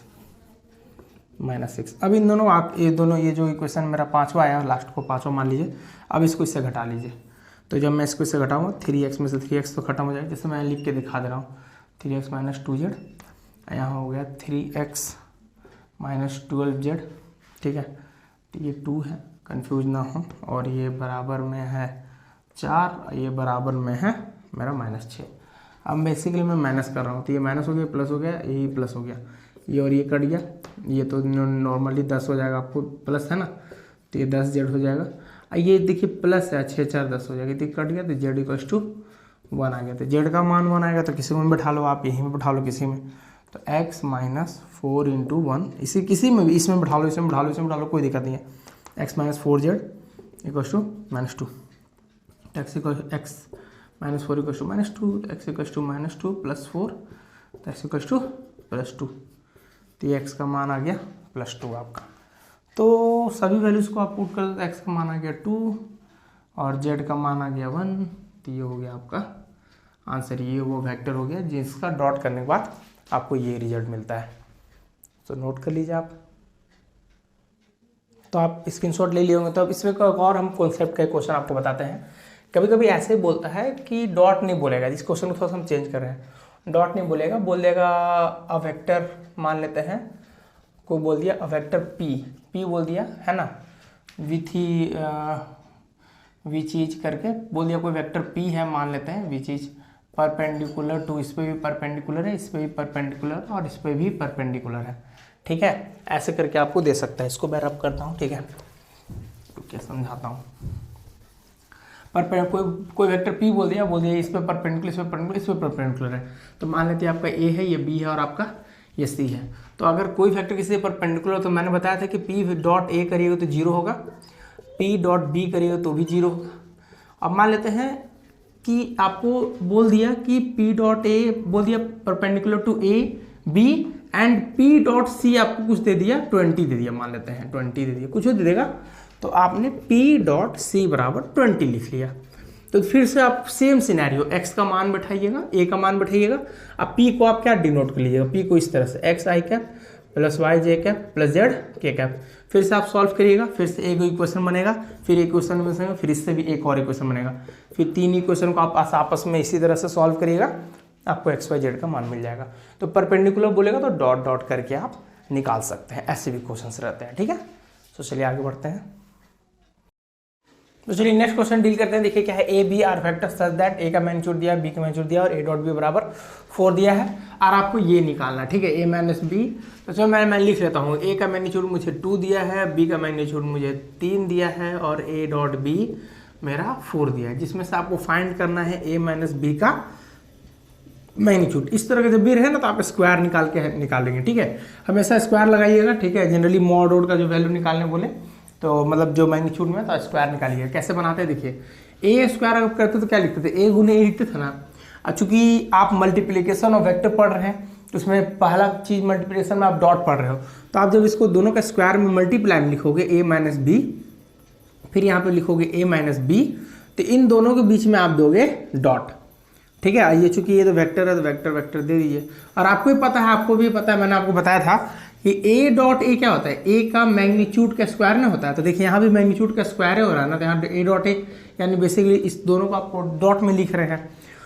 अब जनरली इसके साथ गुना करिए, ए को पूरा के साथ लिखिए ए माइनस बी, फिर माइनस बी को पूरा के साथ लिखिए ए माइनस बी, चूँकि वेक्टर वेक्टर वेक्टर वेक्टर, यहाँ पे आप कर रहे हैं डॉट, तो आप यहाँ दिखाएंगे डॉट, फिर ए का डॉट ए के साथ करिए, फिर माइनस ए का डॉट बी के साथ, फिर माइनस बी का डॉट ए के साथ, फिर प्लस बी डॉट बी। अब यहाँ से ए डॉट है आपका, ए का मैग्नीट्यूड का स्क्वायर हो जाएगा, ये माइनस ए डॉट बी आप ऐसे ही रहने दीजिए, फिर माइनस, आपको पता है ये आप ए डॉट बी लिख सकते हैं, मैंने बताया था आपको ए डॉट बी बराबर होता है बी डॉट ए का, मतलब सिंपल गुना में इसमें चलता है, ठीक है, मगर क्रॉस वाला में सिनेरियो नहीं होता है, याद रखिएगा। तो प्लस यहाँ b का मैग्नीट्यूड का स्क्वायर, तो यहाँ से a का मैग्नीट्यूड का स्क्वायर माइनस इन दोनों को करिएगा तो 2a डॉट b हो जाएगा प्लस b का मैग्नीट्यूड का स्क्वायर। ओके, सो अब यहाँ से a का मैग्नीट्यूड का वैल्यू देखिए तो कितना 2 यानी 4 माइनस इसका वैल्यू कितना दिया है 4 दिया तो 8 हो गया, तो यहाँ 8 हो गया। अब प्लस ये 9 दिया है तो 9 3 का है तो 3 का स्क्वायर 9 हो गया। अब इसको सॉल्व करिएगा तो सॉल्व करके 5 आ जाएगा, ठीक है। तो आप इसको सॉल्व करिए a माइनस बी का मैग्नीट्यूड का स्क्वायर, यानी a माइनस बी का मैग्नीट्यूड का स्क्वायर आ गया आपका 5। a माइनस बी का मैग्नीट्यूड चाहिए तो 5 पे आपने डाल दिया रूट a माइनस बी। चूँकि प्लस माइनस होगा तो यहाँ पे प्लस रूट 5 ही होगा, क्यों? क्योंकि मैग्नीट्यूड तो हमेशा पॉजिटिव रहता है, ठीक है, मैग्नीट्यूड नेगेटिव नहीं रहता है। तो ये हो गया, इस तरह से क्वेश्चन बन सकता है ये वाला। देखिए क्वेश्चन काफ़ी इंपॉर्टेंट क्वेश्चन है और बहुत ही टफ क्वेश्चन है, मगर चीज़ों को तोड़ तोड़ के अगर आप देखिएगा तो एकदम पानी की तरह एकदम बहुत आसान हो जाएगा, बहुत ज़्यादा। तो देखिए कैसे बोलता है, इफ़ ए यूनिट वेक्टर ए, मतलब ए आपका जो ये ए वेक्टर है ये आपका एक यूनिट वेक्टर है। तो आप इतना दिमाग में बैठा लो, अगर ये यूनिट वेक्टर है तो मैं इसको मान लेते a1 i कैप है, ये a2 j कैप है और ये a3 k कैप, ऐसे लिख सकता हूँ ना। और अगर ये यूनिट वेक्टर है तो हम ये भी तो बोल सकते हैं साथ ही साथ कि अगर आप a का मैग्नीट्यूड निकालिएगा, a का मैग्नीट्यूड क्या निकल जाएगा 1 होगा। अब a का मैग्नीट्यूड मान लेते हैं, ये वेक्टर है, इसका मैग्नीट्यूड निकालते भी तो आप कैसे निकालते हैं, आपको पता होगा। मैग्नीट्यूड निकालने के लिए आप क्या करेंगे, आप इसका स्क्वायर लोगे, रूट लोगे। अरे a का मैग्नीट्यूड आप कैसे निकालते थे, मान लेते रूट अंडर ऐसे करते थे ना, a निकालते थे a1 का स्क्वायर प्लस a2 का स्क्वायर प्लस a3 का स्क्वायर, मान लीजिए फर्स्ट सेकंड थर्ड ऐसे करके। अब जिसका चूंकि ये एक यूनिट वेक्टर है तो इसका मैग्नीट्यूड तो 1 होगा, तो आपने 1 लिख लिया। अब ये रूट अंडर a1 का स्क्वायर प्लस a2 का स्क्वायर प्लस a3 का स्क्वायर, यहाँ से रूट हटा के आपने इधर किया तो स्क्वायर हो जाएगा। तो मतलब a1 का स्क्वायर प्लस a2 का स्क्वायर प्लस a3 का स्क्वायर इक्वल्स टू 1। ये एक रिलेशन आ गया आपके पास, इसका यूज करेंगे बहुत मस्त तरीके से। फिलहाल और कुछ चीज़ें समझते हैं आगे क्या बोलता है, यानी इतना पढ़ के हम इतना आइडिया लगा लिए। फिर बोलता है ना कि ये जो यूनिट वेक्टर है ए, ये जो ए यूनिट वेक्टर है, ये यूनिट वेक्टर है, मेक एंगल π/4 विथ आई, यानी आई के साथ एंगल कितना बनाता है π/4। अब आप देखो, अब बहुत सिंपल चीज़, ये जो ए वेक्टर है इसके जो कंपोनेंट है, इसके कंपोनेंट क्या है a1, यानी a1 कंपोनेंट जो है आई के साथ अगर बनाता है तो उसके साथ एंगल कितना दिया, आई के साथ एंगल दिया π/4। तो बहुत सिंपल चीज़ है कि अगर आपको पता है कि एंगल का बात करते हैं, a डॉट बी बराबर होता है a का मैग्नीट्यूड b का मैग्नीट्यूड और कॉस थीटा, यही ना होता है जी। तो बहुत सिंपल तरीके से अगर हम सोचें तो आपको पता ऐसे चलेगा कि जब आप ए वेक्टर, मतलब मान लेते हैं कि ये वाला जो टर्म है, ये जो ए वेक्टर है आप इसके साथ लीजिए लॉन्ग, कैसे लेंगे देखिए, जैसे ए वेक्टर है तो मैंने भी लिखा ए वेक्टर डॉट बी मतलब क्या बोलता है, A makes angle π/4 with I, यानी आई के साथ, तो आई के साथ। अब इसी को अकॉर्डिंग इसके चाहिए तो एक मैग्नीट्यूड आई कैप का मैग्नीट्यूड और यहाँ पे कॉस थीटा। अब कितना एंगल बनाया है, एंगल आपको दिया है π/4, तो थीटा का मान हो गया π/4। बात समझे। अब ये ए और आई कैप मिलके इसका फर्स्ट कंपोनेंट इसके साथ डॉट देगा तो क्या मिलेगा a1, तो ये हो गया a1। ए का मैग्नीट्यूड चूंकि ये वेक्टर है, आपको पता है ये मैग्नीट्यूड यूनिट वेक्टर है, तो यूनिट वेक्टर का मैग्नीट्यूड 1 हो गया, और आई कैप का मैग्नीट्यूड भी 1 होता है, और इंटू कॉस π/4, और आपको पता है कॉस π/4 मतलब 1/√2, तो मतलब a1 का मान आ गया 1/√2। यहाँ से आप a1 निकाले, ठीक है। सिमिलरली आप a2 भी निकाल सकते हैं, फिर से वही चीज़ j वाला कंपोनेंट, तो आप फिर से a वेक्टर लिखिएगा, डॉट आई की जगह आप j लिखिएगा, फिर यहाँ पे a का मैग्नीट्यूड, फिर j का मैग्नीट्यूड, समझे, फिर यहाँ पे कॉस, इसके साथ एंगल बना रहा है देखिए π/3, π/3 मतलब 60 डिग्री, तो मतलब ये 1 इंटू 1 इंटू कॉस 60 यहाँ 1/2, इसको मिलाइएगा तो ये वाला आपको a2 दे देगा, तो आपको a2 यहाँ से मिल जाएगा 1/2, तो आपको a2 मिल गया। फिर सिमिलरली आप a3 के लिए काम कर रहे हैं, तो फिर आप a वेक्टर डॉट k के साथ लिए, फिर यहाँ पे a का मैग्नीट्यूड, फिर उसके बाद k का मैग्नीट्यूड, यहाँ से हटाइए, फिर यहाँ पे कॉस थीटा, क्योंकि इस बार हमको थीटा है ना, एक्यूट एंगल थीटा बनाया, तो थीटा मैंने लिख दिया। ये आपको थर्ड कंपोनेंट मतलब मिल जाएगा a3, इन दोनों को करिएगा तो a3, फिर यहाँ से 1 इंटू 1 इंटू कॉस थीटा, तो यहाँ से a3 इक्वल्स टू हो गया कॉस थीटा, तो यहाँ से a3 का मान आ गया कॉस थीटा। अब इनमें भी आपको बेसिकली यहाँ तक हो जाने के बाद, इसके बाद then find the value of theta. तो अब आपको बेसिकली थीटा पता करना है। तो थीटा कैसे पता करेंगे? तो देखिए मैंने एक रिलेशन लिया हुआ था, इसको लीजिए यहाँ पर A1 का स्क्वायर प्लस A2 का स्क्वायर प्लस A3 का स्क्वायर इजिकल्स टू 1, जिसमें से A1 का मान कितना है? A1 का मान है 1/√2, तो 1/√2 का स्क्वायर प्लस 1/2 का स्क्वायर, ओके, प्लस A3 आपको नहीं पता, A3 पता है कॉस थीटा का होल स्क्वायर इक्वल्स टू 1, ये 1/2 प्लस 1/4 प्लस कॉस थीटा का होल स्क्वायर इक्वल्स टू 1। तो यहाँ से कॉस स्क्वायर, यहाँ से कॉस, इसको सॉल्व करेंगे तो 1 से इधर जाएगा तो 1/4 टर्म, और इधर से सॉल्व करके आपका इधर निकल जाएगा। यहाँ से सबको उधर कर लीजिए ना, कॉस्ट ज़्यादा ईजी रहेगा समझने में। तो 1 माइनस हाफ माइनस 1/4, ठीक है। तब यहाँ से इसको स्क्रीनशॉट लीजिए, हम थोड़ा सा रब करेंगे, है ना, ये वाला पार्ट। तो यहाँ पर स्क्रीनशॉट ले लिए होंगे, मिटा रहे हैं इसको, है ना। तो इसको हम रब करते हैं और यहाँ से ज़रा ध्यान दीजिए, जब इसको हम सॉल्व किए तो यहाँ पे कॉस थीटा का ये जो होल स्क्वायर है सॉल्व करके हो गया आपका 1/4। तो अभी इसको यहाँ बना रहे हैं ना, तो यहाँ से कॉस थीटा का मान आ गया 1/4 का रूट, तो कॉस थीटा इक्वल्स टू 1/2 हो गया। तो theta is equals to cos inverse 1/2, cos 1/2 कब होता है? तो π/3 पे होता है। तो थीटा का मान निकल गया, बोलता है find the value of theta, तो थीटा तो मेरा निकल गया, देखिए यहाँ से थीटा निकल गया π/3। फिर बोलता है आल्सो फाइंड द स्केलर। देखिए स्केलर वेक्टर कंपोनेंट ऑफ ए क्या होता है, पहले आप ए वेक्टर पूरा लिख लो, आपने ए वेक्टर लिख लो। ए वेक्टर A1 का मान कितना था? 1/√2 आई कैप, प्लस A2 का मान कितना था? 1/2 जे कैप, प्लस सिंपल देखिए ना, π/3 पे 1/2 ही मिल रहा था A2 का मान, तो सिंपल थर्ड के लिए भी π/3 ही है, तो वही 1/2 एक एंगल कॉस थीटा, मतलब सिंपल जो इसके साथ बनेगा तो वो तो 1/2 सिंपल समझिए ना। जैसे π/3 था एंगल, तो π/3 पे आपको A2 1/2 मिल रहा था, वही सेम यहाँ भी तो वही π/3 आ रहा है ना, तो आपको A3 के लिए भी क्या मिलेगा? 1/2 ही मिलेगा, तो 1/2 ठीक है। तो ये आपने ना पूरी तरीके से ए वेक्टर लिख लिया, जो आपका ए वेक्टर था उसमें से बोलता फाइंड स्केलर। तो स्केलर मैंने बताया था ना, जो सिर्फ मैग्नीट्यूड होता है, तो ये सब स्केलर हो गए। तो अगर आपको बोलता है स्केलर बताइए, इधर लिख दे रहे हैं ना, अगर आपको बोलता है भैया स्केलर बताइए, तो स्केलर के लिए सिंपल इसके आगे वाले कंपोनेंट 1/√2, 1/2 और 1/2, ये हो गया स्केलर। अब बोलता है वेक्टर बताइए, वेक्टर बोलता है scalar and vector component, vector component में ये पूरा हो जाएगा, ये पूरा, तो ये हो गया वेक्टर कंपोनेंट पूरा, मतलब ये पूरा ए हो गया, और स्केलर में से 1/√2, 1/2 और 1/2। तो ठीक है, अगर वेक्टर अलग अलग लिखना चाहते हैं तो 1/√2 के साथ आई कैप लिख दीजिए, फिर कोमा 1/2 के साथ जे कैप लिख दीजिए, और 1/2 के साथ के कैप ले लीजिए। तो ये क्वेश्चन ऐसे बनता है। तो आई होप आपको समझ में आया होगा, स्क्रीनशॉट ले लीजिए इसका। देखिए ये क्वेश्चन क्या बोल रहा है, if a and b are two unit vector, मतलब ए और बी वेक्टर जो है वो दो यूनिट वेक्टर है। तो मैंने आपको जस्ट बता दिया कि यूनिट वेक्टर के लिए क्या होता है, उसका मैग्नीट्यूड 1 होगा और बी का भी मैग्नीट्यूड क्या होगा? 1 होगा। इतना तो आइडिया लग गया होगा आपको unit vector. Such that a plus b is also unit vector, a plus b is also unit vector, मतलब कि अगर आप ए प्लस बी का भी मैग्नीट्यूड निकालोगे तो ये भी एक यूनिट वेक्टर, तो इसका भी आंसर कितना होगा? 1 ही होगा, ठीक है। Then find the angle between A and b. अच्छा, ए और बी के बीच में एंगल चाहिए, एंगल कैसे निकलता है? तो ए dot B equals to A का मैग्नीट्यूड, बी का मैग्नीट्यूड कॉस थीटा, ये ना फॉर्मूला है मेन। तो ए डॉट बी के बीच का अगर आपको एंगल चाहिए तो आपको ए डॉट बी चाहिए। देखिए ए का मैग्नीट्यूड तो 1 दिया हुआ है, बी का मैग्नीट्यूड भी 1 दिया हुआ है, एंगल निकालना है तो थीटा तो ऐसे ही रहेगा।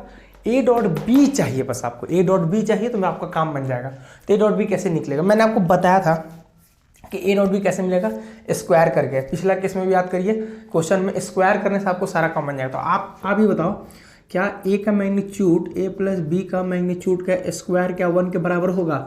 हाँ होगा, क्योंकि ए प्लस बी का मैग्नीट्यूड का स्क्वायरिंग बहुत साइड भी कर लो, कोई फर्क नहीं पड़ता, ऐसे भी कर सकते हैं, ज़्यादा कन्फ्यूज लग रहा है तो स्क्वायरिंग बहुत साइड के 1 का स्क्वायर तो 1 ही होगा, है ना। तो वही चीज़ है कि यानी ए प्लस बी का मैग्नीट्यूड का स्क्वायर करेंगे तो 1 ही होगा। और आपको मैंने बताया कि जब भी स्क्वायर लिखोगे आप A plus B dot A plus B लिख सकते हो। उसको बताया था ना कि ये यहाँ पे इंटू चल रहा है तो डॉट आप काम कर सकते हो। तो फिर ए के साथ पूरा लिख लो ए प्लस बी, फिर प्लस बी के साथ पूरा लिख लो ए प्लस बी, फिर बराबर 1 लिख लो, ये वेक्टर ये वेक्टर ये वेक्टर ये वेक्टर वेक्टर ऐसे कर दिए। अब यहाँ डॉट है, यहाँ भी डॉट है, तो ए dot A plus a dot b plus B dot A plus B dot b बराबर 1। अब मैंने बताया था कि ए डॉट ए आपका क्या होता है, ए का मैग्नीट्यूड का स्क्वायर, और ये ए डॉट बी, इसको आप ए डॉट बी लिख सकते हैं डिस्ट्रीब्यूटिव प्रॉपर्टी से, अब प्लस बी का मैग्नीट्यूड का स्क्वायर। आप कर क्या रहे हैं, आप इसका मान निकाल रहे हैं, इसका मान, ठीक है। तो ए का मैग्नीट्यूड तो अभी ऐसे ही रहने देते हैं, प्लस इसको 2 ए डॉट बी लिख सकते हैं, ठीक है, और प्लस बी का मैग्नीट्यूड का स्क्वायर इक्वल टू 1, जिसमें से इसका मान आपको पता है 1 का स्क्वायर तो 1 ही होगा, 2 ए डॉट बी रहने दो प्लस इसका 1 इसका 1, तो 1 1 2 हो गया, 2 ए डॉट बी, है ना। तो आई होप आपको समझ में आ रहा होगा, ठीक है। और देखिए 1 1 2 हो गया है ना, तो मैंने 2 बराबर 1 2 को उधर कर दे रहे हैं, तो यानी ये बराबर 1 में से 2 जाएगा, 1 में से 2 जाएगा तो -1 बचेगा, तो यहाँ पे मैंने -1 लिख दिया, ठीक है। तो ए डॉट बी जो आया वो -½ आ रहा है, ओके। तो अब इसी का मान आप यहाँ बैठा दो, तो ये -½ मैं यहाँ बैठा दिया। अब ए का मैग्नीट्यूड का मान 1 होता है, बी का मैग्नीट्यूड का मान 1 होता है, क्योंकि यहाँ मैंने लिखा क्योंकि ये अभी दोनों यूनिट वेक्टर, शुरुआत में बोला था ये बी आर 2 यूनिट वेक्टर। अब यहाँ पे cos थीटा हो गया, तो यहाँ से cos थीटा इक्वल्स टू -½ हो गया, तो यहाँ से theta equals to cos inverse -½ हो गया। और आप एंगल निकाला था, आप इतना भी छोड़ सकते हैं, या फिर थीटा इक्वल्स टू आप 2π/3 लिख लो। तो अभी 2π/3 कहाँ से आया, तो ये सब चीज़ें आप क्वाड्रेंट वाला रूल है, ये सब आप लगा सकते हैं, अगर आप नहीं जानते हैं तो कोई बात नहीं, यहाँ तो छोड़ लीजिए। तो 2π/3 भी आप सॉल्व करते हैं, cos 2π/3, तो सेम आपका यही रिजल्ट होगा, ठीक है। तो आई होप आपको समझ में आए, इसको नोट कर लीजिए आप। देखिए इस क्वेश्चन क्या बोल रहा है, ये देखिए इस तरह के क्वेश्चंस होते हैं ना, ये लैंग्वेज वाले क्वेश्चन होते हैं, इसमें जनरली डॉट बहुत यूज होता है। तो देखिए कैसे, if the sum of the 2 unit vector A and b is a unit vector, मतलब बोलता है कि if the sum of 2 unit vector, मान लेते 2 यूनिट वेक्टर आपके पास ए कैप और बी कैप, इन दोनों ये दोनों यूनिट वेक्टर है, तो मान लेते हैं कि ए का यूनिट वेक्टर तो 1 होगा, इसका मैग्नीट्यूड सॉरी, तो ए का यूनिट वेक्टर आपको 1 है, बी का भी यूनिट वेक्टर आपको 1 ही है, क्योंकि देखिए बोला है ना कि जैसे सम ऑफ 2 यूनिट वेक्टर, जैसे ये एक यूनिट वेक्टर है, ये भी एक यूनिट वेक्टर है, तो इसका मैग्नीट्यूड तो 1 1 होगा, इन दोनों का सम, एक मिनट, हाँ, तो ए कैप और प्लस बी कैप, तो यानी ये भी एक यूनिट वेक्टर, ये भी यूनिट वेक्टर है, इन दोनों का सम करने पे जो वेक्टर आता है, मान लो तो कोई सी वेक्टर है, वो भी एक यूनिट वेक्टर होगा, यही बोला है, ठीक है, कि if the sum of 2 unit vector, 2 unit vector का अगर हम सम करें, ठीक है, कैप मतलब तो यूनिट वेक्टर होता है, यूनिट के लिए जनरली डिनोट करते हैं, तो इन दोनों का सम करके जो थर्ड वेक्टर आ रहा है वो भी एक यूनिट वेक्टर, मतलब मान लेते हैं जोड़ करके सी आया, सी भी एक यूनिट वेक्टर, ठीक है, यूनिट वेक्टर। सो डैट साबित करो कि the magnitude of their difference, मतलब जो ए बी का मैग्नीट्यूड है, मान लेते हैं एक और ए यूनिट वेक्टर और बी यूनिट वेक्टर, अब इन दोनों का डिफरेंस का मैग्नीट्यूड कितना आता है, magnitude of their difference is √3, मतलब इसको सॉल्व करने पे √3, ये आपको प्रूफ करना है, ये आपको प्रूफ करना है, ठीक है। तो मैंने आपको बताया था ना, जब भी इस तरह की चीज़ हो, कुछ प्रूफ हो या फिर कुछ भी, तो स्क्वायर करो, हमें से क्या करो, स्क्वायर करो। तो आप यहाँ से a माइनस बी का यूनिट लो, इसका स्क्वायर करो। अब स्क्वायर करके आप इधर बनाओ कि स्क्वायर को आप कैसे लिखोगे, a minus b dot a minus b, मैंने बताया था आपको, है ना, ये √3 लेके आ रहा है, ठीक है, सॉल्व करके, ठीक है, ओके। तो फिर उसके बाद मैंने आपको बताया था कि इसको आप a माइनस बी फिर minus b a minus b आप लिखा, ठीक है। तो आपने a डॉट a लिखा, फिर माइनस a डॉट b लिखा, माइनस b डॉट a लिखा, फिर minus plus b dot b लिखा। तो यहाँ से a का मैग्नीट्यूड का स्क्वायर हो गया। इसको तो मैंने इतना बार आप भी पढ़ते हुए आया, तो आप सीखिएगा होंगे कि इसको -2a डॉट b लिखते हैं, अब प्लस b का मैग्नीट्यूड का स्क्वायर लिखें। तो यहाँ से आप इसका मान तो बैठा लेंगे, ये 1 का स्क्वायर हो गया, -2a डॉट b हो गया, है ना, प्लस यहाँ 1 का स्क्वायर हो गया, तो यहाँ 1 का स्क्वायर 1 हो गया। अभी इसका a डॉट बी मान है सर, यानी a डॉट बी का मान चाहिए, तो वो कहाँ से मिलेगा, तो इसकी मदद से, इसका हिंट से देखिए कैसे। हमको बोल रहा है कि चूंकि, अच्छा यहाँ से एक चीज़ समझिए, इसको यहाँ ध्यान समझिएगा। मैंने कहा a प्लस बी का मैग्नीट्यूड भी एक यूनिट वेक्टर है, तो ये यूनिट वेक्टर है, तो इसका मैग्नीट्यूड कितना होगा, इसका मैग्नीट्यूड 1 के बराबर होगा, बोल सकते हैं। तो c भी एक यूनिट वेक्टर आ रहा है, c का मैग्नीट्यूड क्या होगा, ये भी 1 के बराबर होगा। तो इन दोनों का आप इक्वेट तो किए ही हुए हो, इक्वेट किए होते इन दोनों में आप मॉड लगा दो, और क्या, दोनों में मैग्नीट्यूड इसका मैग्नीट्यूड के बराबर होगा, क्योंकि दोनों यूनिट वेक्टर है। इसका दोनों साइड आप स्क्वायर लगाओ तो दोनों स्क्वायर लगाओ तो भी कोई दिक्कत नहीं है। और मैंने आपको बताया जब भी आप स्क्वायर लगाओगे तो आप इसको ऐसे लिख सकते हो, a प्लस बी, फिर डॉट के साथ फिर क्या लिखोगे, a वेक्टर प्लस b, मतलब a unit vector plus b बराबर में फिर c कैप डॉट, फिर c कैप डॉट डॉट, है ना, ऐसे नहीं लिखेंगे। तो इसको तो वापस, इसको तो ऐसे ही रहने दीजिए, तो खैर क्या ही करना है, इसको ऐसे ही रहने दीजिए। आगे इसका तो मैग्नीट्यूड है, तो मैग्नीट्यूड का मान तो 1 होगा, तो 1 का स्क्वायर 1 ही होगा, तो c एक यूनिट वेक्टर मैग्नीट्यूड तो 1 होगा, 1 का स्क्वायर 1 होगा। अब आप इसको पूरा के साथ कैप a, अब आप ऐसे ऐसे लिखते चले जाइए, है ना, कोई दिक्कत नहीं है।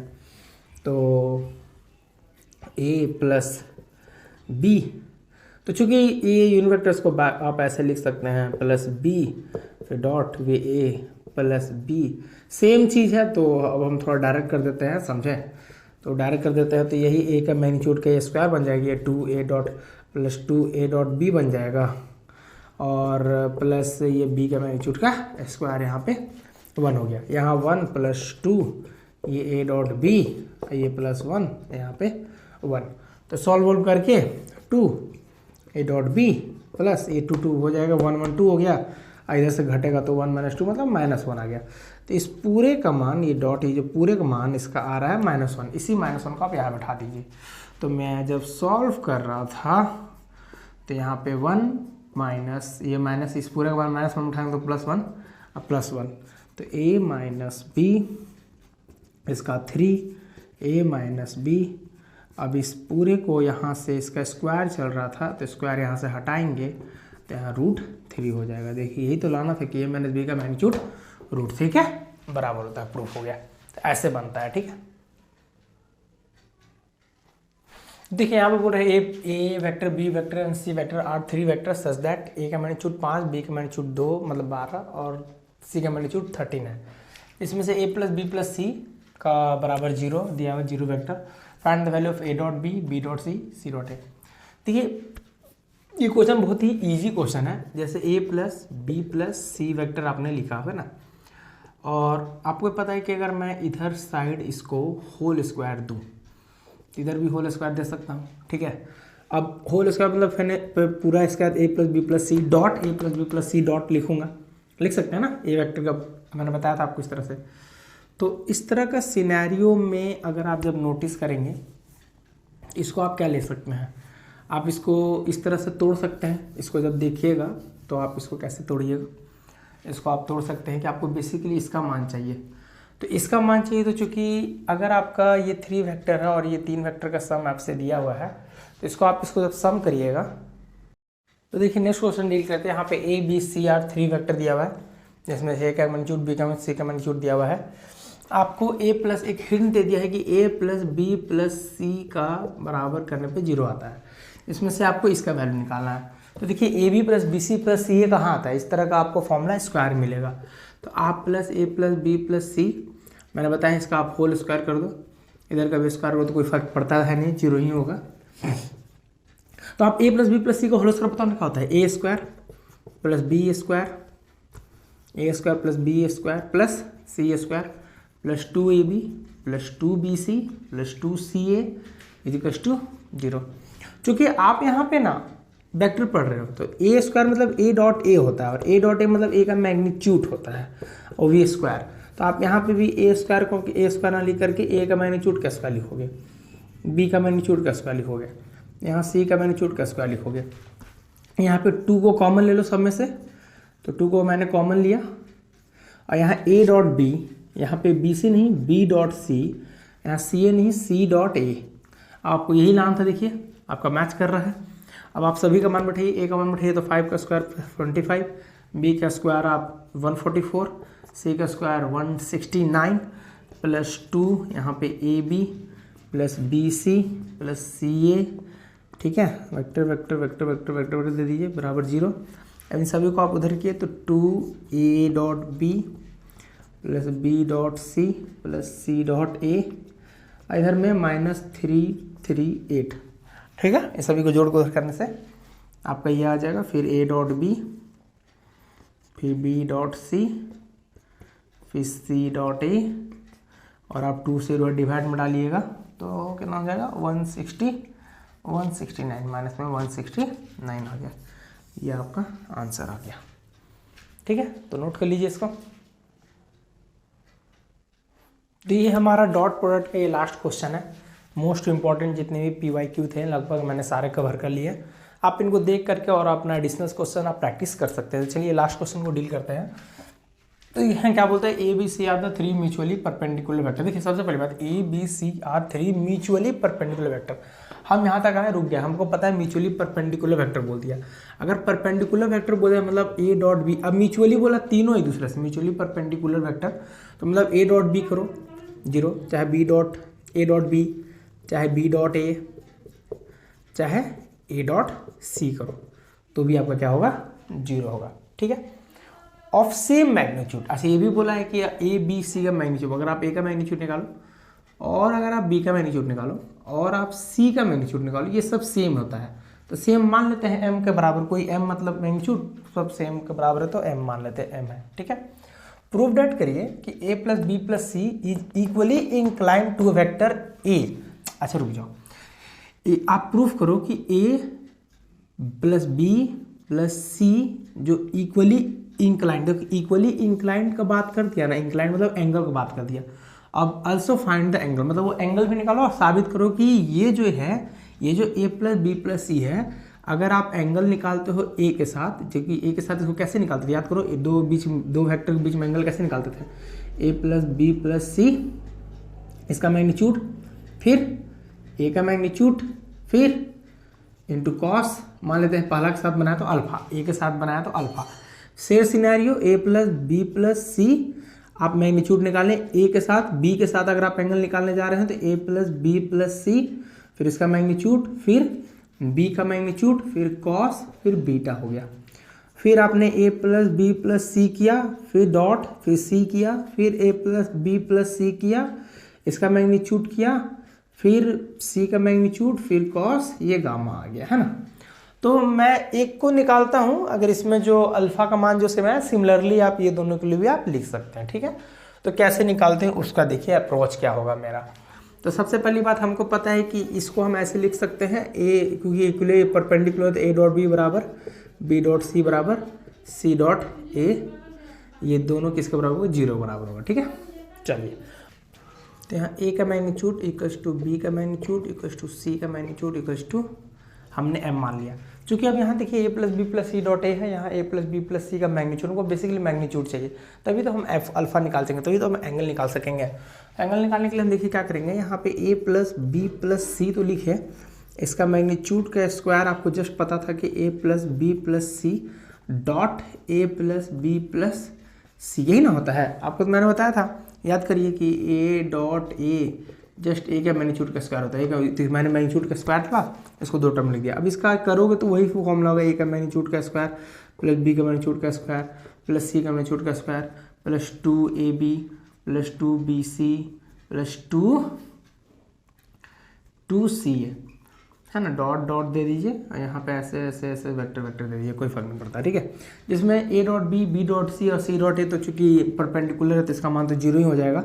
A का मैग्नीट्यूड 1 हो गया, B का मैग्नीट्यूड 1 हो गया, C का मैग्नीट्यूड भी 1 हो गया, ये आपको 2 इंटू 0 हो गया, तो यहाँ पे जनरली 3 आ गया, ठीक है। और यहाँ से 3 मिलने के बाद A का मैग्नीट्यूड, अच्छा यहाँ 3 नहीं सॉरी, क्योंकि A का मैग्नीट्यूड अब मैंने M माना है ना, तो चलिए यहाँ पे हो गया M का स्क्वायर, यहाँ भी M का स्क्वायर और यहाँ भी M का स्क्वायर, हमको लगा यूनिट वेक्टर है, ठीक है, बट ठीक है, यहाँ जो मैंने माना एक BC उसका M, इसका स्क्वायर ऐसे हो गया, ये हो गया 3M स्क्वायर।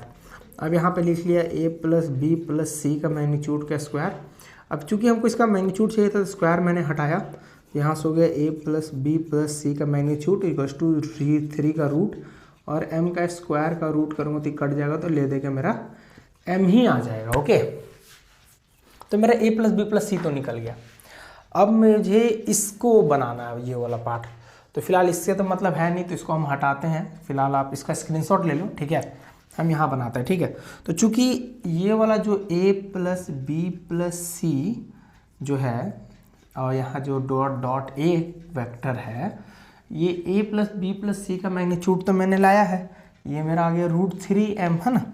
और यहाँ साथ में a का मैग्नीट्यूड है, तो a का मैग्नीट्यूड तो a b c उसका मान m है, तो मैंने यहाँ पे m दे दिया, ठीक है। फिर यहाँ पे मेरा है कॉस अल्फा, चूँकि इस पूरे को हम डॉट ए के साथ डॉट करना, तो मैंने a डॉट ए लिखा, फिर प्लस b डॉट ए लिखा, फिर c डॉट ए लिखा, है ना। अब बराबर में √3m² और कॉस अल्फा लिखा। चूँकि a का मैग्नीट्यूड जो होगा वो तो 1 ही के बराबर होगा, मतलब सॉरी 1 नहीं, a का मैग्नीट्यूड जो होगा इसको तो हम ऐसे लिख सकते हैं, a डॉट ए मतलब a का मैग्नीट्यूड स्क्वायर। अब b dot A c dot A तो परपेंडिकुलर का नहीं है, तो 0 + 0 हो जाएगा, ये √3m², यहाँ पे कॉस अल्फा हो गया। अब जब यहाँ से आप नोटिस करोगे इस पूरे को, a का मैग्नीट्यूड तो m है, तो इसको आपने m का स्क्वायर लिख लिया, ये बराबर √3m², ये कॉस अल्फा हो गया। अब जब नोटिस करेंगे तो ये से ये कट गया, तो यहाँ से 1 बराबर 1/√3 कॉस अल्फा हो गया। तो कॉस अल्फा का मान जो आया, कॉस अल्फा 1/√3, तो अल्फा कॉस इनवर्स 1/√3, ये हो गया अल्फा का एंगल। सिमिलरली बी के साथ आप करते तो क्या होता है, इसका मान तो ये होता, बी का मान भी एम ही होगा, सी का मान भी एम ही होगा, यहाँ तक तो सेम ही रहेगा रिजल्ट। और ये जो बी डॉट ए करोगे और फिर बी डॉट बी करोगे या बी डॉट सी करोगे, तो ए डॉट बी और सी डॉट बी तो परपेंडिकुलर 0 हो जाएगा। अब बी डॉट बी का मैग्नीट्यूड का स्क्वायर तो जस्ट एम का स्क्वायर होगा, सेम यहाँ पे तो सेम ही आने वाला है। तो आप इतना मत करना, आप सिमिलरली लिख करके बीटा बराबर भी कॉस इनवर्स 1/√3 दे देना, और गामा बराबर भी क्या दे देना, कॉस इनवर्स 1/√3, तो लिख देना हैंस करके लिख दीजिएगा कि ये यार equally incline to each other, ये हैंस करके लिख दीजिएगा। फिर बोला था आल्सो फाइंड द एंगल, तो एंगल कितना है, तो एंगल यही होगा, तो एंगल अगर लिखना होगा तो एंगल में आप लिख दीजिएगा, जो एंगल आएगा ये सेम वही होगा, कॉस इनवर्स 1/√3, तो ये आपका आंसर हो गया, बस और क्या। तो आई होप आपको ये वाला समझ में आएगा डॉट प्रोडक्ट। अब हम लोग नेक्स्ट स्लाइड में क्या करेंगे, कॉस प्रोडक्ट का इंट्रो देखेंगे, ठीक है। सो आगे बढ़ते हैं। तो अब बात करते हैं वेक्टर मल्टीप्लिकेशन का सेकेंड पार्ट, मतलब थर्ड पार्ट, जिसमें हम लोग बोलते हैं क्रॉस प्रोडक्ट। अब ये बेसिकली क्रॉस प्रोडक्ट होता क्या है, तो मैंने जस्ट आपको थोड़ा देर पहले बताया था कि जैसे वेक्टर का जब आप मल्टीप्लिकेशन करते हैं तो दो तरह का होता है, एक डॉट होता है, क्रॉस होता है। डॉट वाला सिनेरियो हमने अपने इंट्रोडक्शन क्वेश्चन सारे कुछ कर लिया, क्रॉस समझते हैं। तो जनरली क्रॉस देखिए, वेक्टर जो डॉट था वो डॉट में वेक्टर गुने वेक्टर करने पे, दो वेक्टर आप गुना करते थे तो आई जे के हट जाता था, सिर्फ मैग्नीट्यूड बचता था, तो वो स्केलर प्रोडक्ट कहलाता था। मगर कुछ ऐसे वेक्टर आपके पास, जैसे दो वेक्टर है, दो वेक्टर का आपस में मल्टीप्लाई करते हो तो वो मल्टीप्लाई करने के बाद आपको एक प्रॉपर वेक्टर देता है, तो उसको हम लोग क्रॉस से डिनोट करते हैं।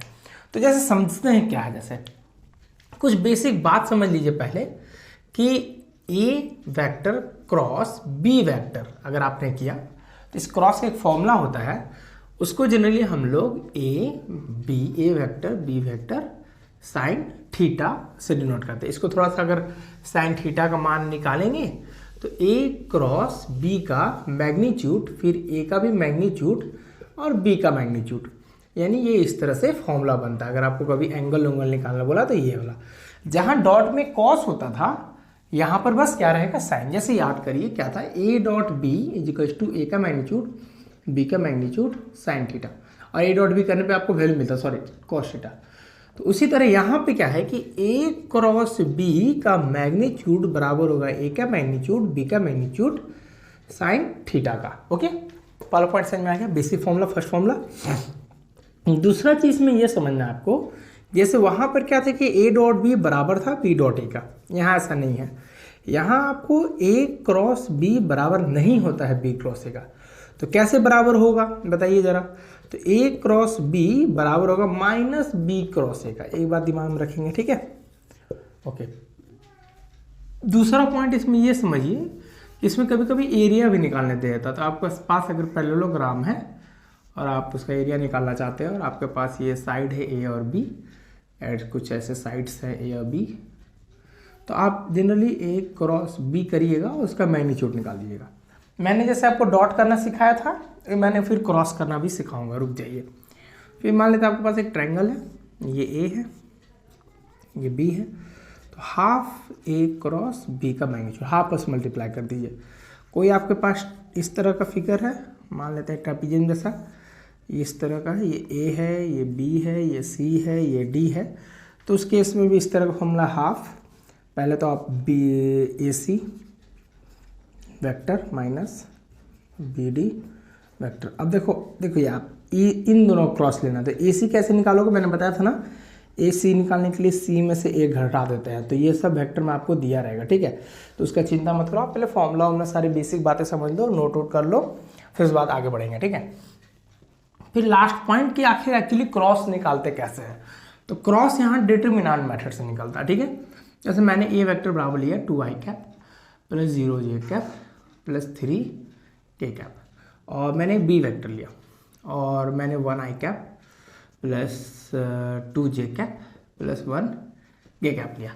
अब मैं कह रहा हूँ मुझे ए क्रॉस बी चाहिए, तो मैं ए क्रॉस बी कैसे निकाल रहा हूँ, तो ए क्रॉस बी आपको देखो पिछले ए डॉट बी बोलते थे, सिर्फ नंबर आता था, इस बार ए क्रॉस बी करने पे वेक्टर आना चाहिए, तो देखिए कैसे निकलता है। आप डिटरमिनेंट का लाइन खींचोगे, यहाँ आई कैप दोगे, यहाँ जे कैप दोगे, यहाँ के कैप दोगे, ये 2 है तो आप 2 दिए, फिर 0 तो 0 दोगे, 3 3 दोगे, 1 है तो 1 दोगे, 2 है तो 2 दोगे, 1 है तो 1 दोगे, यानी 2 0 3 2 0 3 1 2 1 1 2 1 ऐसे करके बनाएंगे, ठीक है। बात समझ में आएगी नहीं आपको, क्लियर है यहाँ तक, कोई डाउट कोई कन्फ्यूजन नहीं है, बहुत बढ़िया। कैसे बनाएंगे, सिंपल, पहले आई की बारी, तो यहाँ प्लस माइनस प्लस ऐसे लिख देंगे, आई लिखेंगे ब्रैकेट देंगे, अब आई के साथ वाला पूरा कॉलम और आई के रिस्पेक्ट वाला रॉ दोनों बंद कर दिए, ये 0 3 1 0 3 2 1 है, ऐसे 0 1 जा सिंपल 0, और फिर माइनस, फिर 2 3 जा 6 हो गया, फिर माइनस जे के बारे, तो माइनस जे लिखेंगे ब्रैकेट देंगे, फिर जे वाला बंद करेंगे, पूरा जे वाला बंद कर दिए, फिर 2 1 से मल्टीप्लाई करिएगा तो 2 होगा, 2 1, अब माइनस देके 3 हो जाएगा, ठीक है, ओके। फिर के का बारी, तो प्लस दिए आपने, ये के कैप हो गया, ब्रैकेट दिए, ये इसको मैंने बंद कर दिया, 2 2 जा 4, अब माइनस ये 0, तो ये वाला चीज़ हुआ, बात समझ में आप। फिर आई कैप, ये तो -6 हो जाएगा, तो -6 आई कैप लिखा, ठीक है। फिर यहाँ पर प्लस ये जे हो जाएगा और यहाँ पे +4 के कैप हो जाएगा, और जब इसको मैंने सॉल्व किया तो ये ए क्रॉस बी आ गया, तो ये ए क्रॉस बी निकला। फिर अगर ए क्रॉस बी का अगर आपको मैग्नीट्यूड चाहिए, देखिए वेक्टर आ रहा है ना, अब इसका मैग्नीट्यूड चाहिए, तो मैग्नीट्यूड के लिए रूट अंडर बताया था 6 का स्क्वायर, -6 का स्क्वायर करोगे तो पॉजिटिव हो जाएगा, तो कोई दिक्कत नहीं है, आगे बनना तो 1 का स्क्वायर और 4 का स्क्वायर, इसको सॉल्व करिएगा मैग्नीट्यूड आ जाएगा। तो इस तरह से आप क्रॉस वाली चीज़ों को समझ सकते हैं, क्रॉस वाली चीज़ यूज करेंगे। अब हम लोग क्वेश्चन देखते हैं जितने PYQ में आए हुए हैं, चलिए। तो क्वेश्चन स्टार्ट करने से पहले एक और लास्ट चीज़ देख लीजिए, ये एक एरो इस तरह से जाता है, यहाँ आई लिखते हैं, यहाँ जे लिखते हैं, यहाँ के लिखते हैं। अगर आप आई का क्रॉस आई से लोगे, वहाँ डॉट में 1 होता था, तो यहाँ क्रॉस लोगे, तो आई का आई क्रॉस लोगे तो याद रखना 0 हो जाएगा, क्योंकि क्रॉस में आई सेम डायरेक्शन में, तो थीटा 0 होगा, और थीटा 0 होगा तो साइन 0, यहाँ साइन चलता है, साइन 0 था इसलिए 0। तो अगर आप जे क्रॉस जे लोगे तो आपको ओबियसली आपको 0 मिलेगा, के क्रॉस के लोगे आपको 0 मिलेगा। मगर मैं आई के साथ जे जा रहा हूँ, आई क्रॉस जे लिया तो मुझे अगला वाला के मिल जाएगा, ठीक है। मैं जे क्रॉस जे के साथ के जाऊँगा, ठीक है, तो जे क्रॉस के अगर जाऊँगा तो मुझे आई मिल जाएगा, है ना। तो इस तरह से आप चीज़ों को याद कर सकते हैं, ठीक है। सो नोट कर लीजिए, लिख लीजिए। तो यहाँ पे क्वेश्चन है ए बराबर वेक्टर बराबर आई कैप जे कैप के कैप, अब ई वेक्टर बराबर दिया जे कैप माइनस के कैप। इसमें फाइंड ए वेक्टर, आपको ए वेक्टर निकालना है सी वेक्टर। तो सी वेक्टर निकालने के लिए मान लेते हैं सी वेक्टर क्या होना चाहिए, C1 आई कैप। तो आपका सी वेक्टर बराबर क्या होना चाहिए, C1 आई कैप प्लस C2 जे कैप प्लस C3 के कैप। अब आप थोड़ा सा सोचोगे तो आपको पता चलेगा कि अगर आप A का क्रॉस C के साथ करते हैं, तो अगर A का क्रॉस C के साथ करते हैं तो आपको B मिलता है। और एक और हिंट दिया है A डॉट C बराबर 3, है ना। तो देखिए अब A डॉट C निकालते हैं, तो A डॉट C निकालते हैं तो A के लिए मान दिया हुआ है यहाँ पर ये वाला चीज़, तो A डॉट C, तो यहाँ से A को आप घटाइएगा, मतलब लिखिएगा 1 प्लस J प्लस K, और यहाँ डॉट C का तो मान मैंने निकाला ना इस तरह से, तो C1 I cap plus C2 J cap plus C3 K cap. अब बराबर में आपको क्या दे दिया है, बराबर में आपको 3 दिया हुआ है, तो आप इसका साथ करिएगा तो I तो 1 हो जाएगा, तो यहाँ पर C1, यहाँ C2, यहाँ C3 और यहाँ 3 हो गया। तो ये एक और आपको इक्वेशन मिल गया, ठीक है, इसको दिमाग में रखेंगे, बाद में इसको यूज करेंगे। फिलहाल के लिए एक सच डेट वाला चीज़ दिया, उसको देखिए क्या दिया, बोलता है A का क्रॉस C के साथ करिएगा तो B आता है, ठीक है। इसी चीज़ को यूज करते हैं हम, A का क्रॉस C के साथ करेंगे। तो मैंने बताया था ना आपको A क्रॉस C कैसे निकालते हैं, डिटर्मिनेंट देते हैं, और डिटर्मिनेंट देने के बाद आप क्या लिखते हो, आप I कैप लिखते हो, J कैप लिखते हो, K कैप लिखते हो, प्लस लिखते हो, माइनस लिखते हो, प्लस लिखते हो, फिर आप A का मान लिखो 1 1 1, यानी यहाँ 1 1 1, और C का मान क्या है, C1 C2 C3। तो अब आप क्रॉस करो ना, I का क्रॉस ले रहे हो, तो मैंने बताया था इसको बंद करोगे तो C3 माइनस C2, ठीक है, माइनस J का साथ ले रहे हो तो J वाला बंद करो तो C3 माइनस C1, है ना। और फिर आप K का लोगे तो प्लस K कैप के साथ ये और ये बंद किए तो C2 में से C1 गया, हो गया ना। अब आप जब नोटिस करेंगे तो यहाँ पर ये चीज़ को आप C3 minus C2 I cap लिख लो, minus C3 minus C1 J cap लिख लो, अब प्लस C2, यहाँ पर C2 minus C1 K cap लिख लो। और ये जस्ट जो आप क्रॉस करके जो आंसर आएगा ना, आपका बोला था कि क्रॉस करिएगा तो वो जस्ट B के बराबर होगा, तो मैंने जब क्रॉस किया तो मेरा ये आया, ये किसके बराबर होगा, तो ये मेरा B वेक्टर बराबर होगा। तो B वेक्टर का मान क्या है, देखो तो 0 I कैप प्लस 0 नहीं plus J cap minus K cap. अब देखिए यहाँ I नहीं था तो मैंने अपने मन से 0 I लगा दिया, क्योंकि I नहीं तो 0 I। अब आपको बताया था कि जब दो वेक्टर आपस में बराबर होते हैं तो उसके हर मैग्नीट्यूड एक दूसरे के बराबर होता है। तो मतलब यहाँ से हमको मिल गया C3 माइनस C2 बराबर होगा 0 का। फिर यहाँ से एक और हिंट मिला हमको, माइनस C3 माइनस C1 ये बराबर होगा 1 का। फिर एक और हमको मिला कि C2 माइनस C1 बराबर होगा -1 का। माइनस को पलट दीजिए तो आप C1 minus C2 equals to 1 लिख सकते हैं, C1 माइनस C2 बराबर 1 लिख सकते हैं, कोई दिक्कत तो है नहीं। फिर यहाँ से इसको जब नोटिस करिएगा तो C3 equals to C2, basically आपको C निकालने बोला, हम C पे ही कंसंट्रेट करेंगे, मुझे C1 C2 C3 बच कैसे मिल जाए। तो C3 माइनस C2 बराबर 0, तो मैं C2 को उधर कर दिया, C3 बराबर C2 हो गया। अब मैं इस इक्वेशन को यहाँ बैठा दूंगा, फ़ायदा है ना भाई, बहुत फ़ायदा है। देखो C1 plus C2 plus C3 just C2 के ही बराबर है, तो मैं इसको C2 ही लिख देता हूँ। तो ये हो गया C1 plus 2 C2 equals to 3। तो यहाँ से तो ठीक है, यहाँ से आपको देखिए C1 minus C1 plus 2 C2 बराबर 3, एक इक्वेशन मिला ना। इस इक्वेशन को मैं यहाँ ले आता हूँ, क्योंकि C1 C2, यहाँ भी C1 C2, दो इक्वेशन आप सॉल्व करेंगे तो C1 C2 का मान मिल जाएगा, और जहाँ C2 का मान मिल जाएगा तो C3 का मान मिल जाएगा। तो आप इस इक्वेशन को इसके सामने लिख दिया, तो C1 लिख दिया मैं, प्लस 2 C2 लिख दिया, अब बराबर में 3 लिख दिया। अब दोनों को मैं घटा दे रहा हूँ, तो ये माइनस और ये माइनस, तो ये और ये तो कट गया, माइनस माइनस प्लस हो गया, तो ये माइनस 3 C2 हो गया। अब यहाँ पे -3 है ना, तो -2 हो गया। ओके, यहाँ से माइनस माइनस कैंसिल हो गया, तो C2 का मान आ गया 2/3, ये हो गया मेरा C2 का मान। अब मुझे C2 का मान मिल गया तो मुझे C1 का ही मान मिल जाएगा। तो C1 का मान के लिए यहाँ से देखें ना, यहाँ पे अभी तो मिटा देते हैं अब हम, ठीक है, ये सब समझ में आ ही गया होगा आपको, इस सब लाइन का क्या मतलब है। तो C2 minus C1 equals to C1 minus C2 equals to 1 था, तो C2 का मेरा मान आया 2/3 इक्वल्स टू 1, तो C1 इक्वल्स टू 1 प्लस 2/3। तो यहाँ से हमको लगता है 3 और ये 2 5, मतलब 5/3 ये C1 का मान आ गया। C2 का मान तो 2/3 था, और C3 का मान भी मेरा कितना हो जाएगा, जब C2 के बराबर था तो ये भी 2/3 हो गया। तो अब मुझे फाइनल वेक्टर मिल गया। तो मुझे सी वेक्टर पता करना था, तो मैंने सी वेक्टर निकाला, तो C1 का मान आया मेरा 5/3, तो मैं लिखा 5/3 आई कैप। फिर मुझे C2 का मान मिला, C2 का मान लिखा मैंने 3/2/3 जे कैप। फिर मैंने C3 का मान निकाला, तो फिर से 2/3 के कैप। ये फाइनल मेरा वेक्टर निकल गया। तो इस तरह से आप चीज़ों को निकाल सकते हैं, ठीक है। सो नोट कर लीजिए इसको। देखिए इस तरह का क्वेश्चन बहुत रिपीट करता है, जहाँ परपेंडिकुलर वाला जो क्वेश्चंस होते हैं बहुत ही रिपीट करता है। कैसे बनाएंगे, देखिए बोलता है आपको ए वेक्टर ढूंढो जो which is perpendicular to both a and b. मतलब ना आपको एक डी वेक्टर ढूंढना है, find a vector d vector जो परपेंडिकुलर है बोथ ए एंड बी पे। अगर कोई डी वेक्टर ए और बी दोनों पे परपेंडिकुलर है तो आप उसको ऐसे बनाओगे कि डी वेक्टर जस्ट बराबर होगा कुछ समथिंग, कोई कांस्टेंट लैम्डा ए क्रॉस बी का। ये याद रखेंगे। अगर आपको डी वेक्टर पता करना तो आप ए क्रॉस बी निकालो, फिर उसमें लैम्डा गुना कर दो, तो वो डी वेक्टर होगा, ठीक है। फिर बाद में हम लोग देखेंगे कि एक्चुअली में लैम्डा का मान कैसे निकलेगा। फिलहाल एक चीज़ याद रखना कि जब भी कोई वेक्टर किसी का परपेंडिकुलर बोलेगा किसी दो के साथ, तो उसका क्रॉस ले लेना आपको, और साथ में उसके साथ लैम्डा को गुना में रखना है।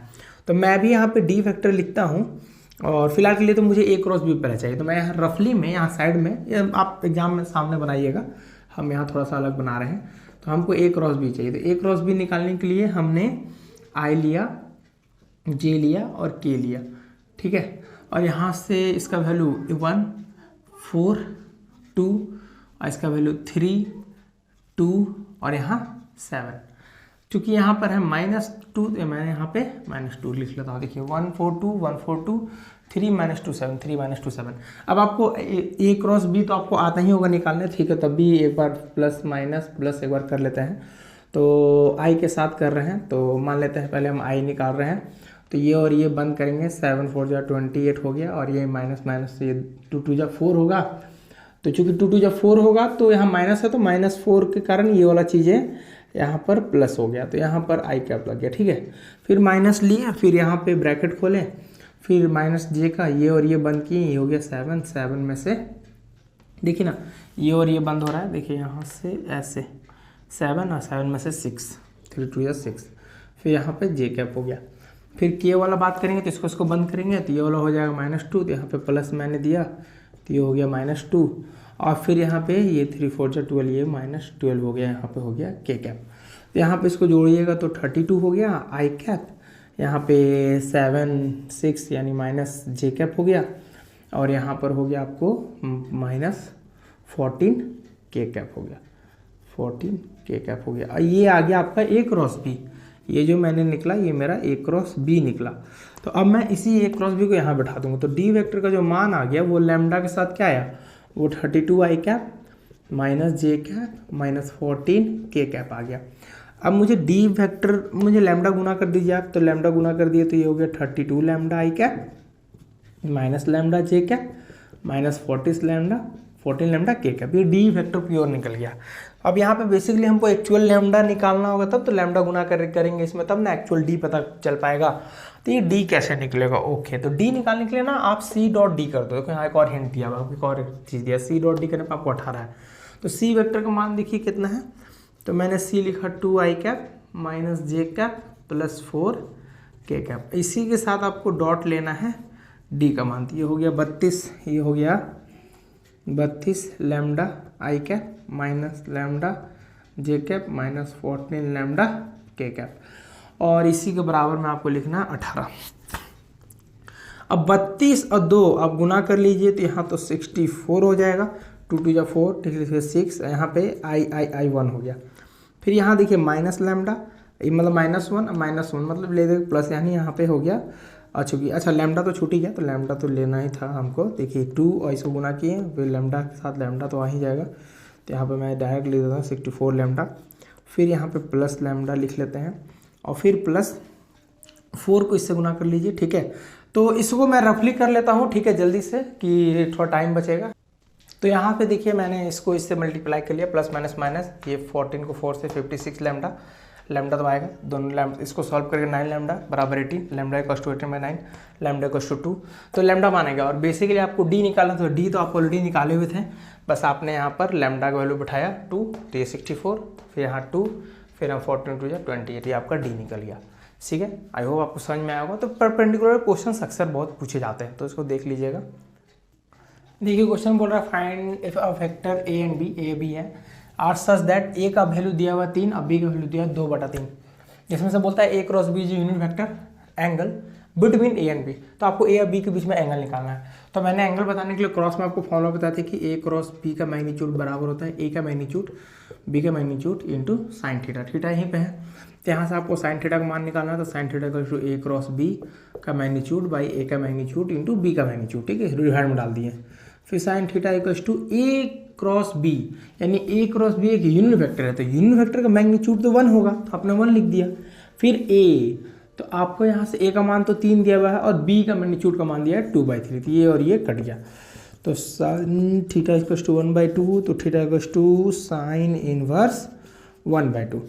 अब साइन आपको ही पता है कि 1/2 कितना डिग्री पे होता है, तो 30 डिग्री पे होता है, तो हम लोग इसको 5/6 लिख सकते हैं, ठीक है। तो ये आपका एंगल निकल गया, इसको देख लीजिए। सो आई होप आपको मेरा वीडियो समझ में आया होगा, और इसमें अगर किसी भी तरह का आपको कन्फ्यूजन रहे, कोई क्वेश्चन में अगर आपको डाउट रहे, तो आप प्लीज़ कमेंट में लिखिएगा, हम उसका प्रॉपर वीडियो सोल्यूशन बना करके आपको टैग करेंगे। सो अगर आपको इसमें अच्छा लगा और कोई भी चीज़ का अगर सिनेरियो है, तो आप प्लीज़ आप कमेंट करके जरूर हमें बताइए। So thank you so much.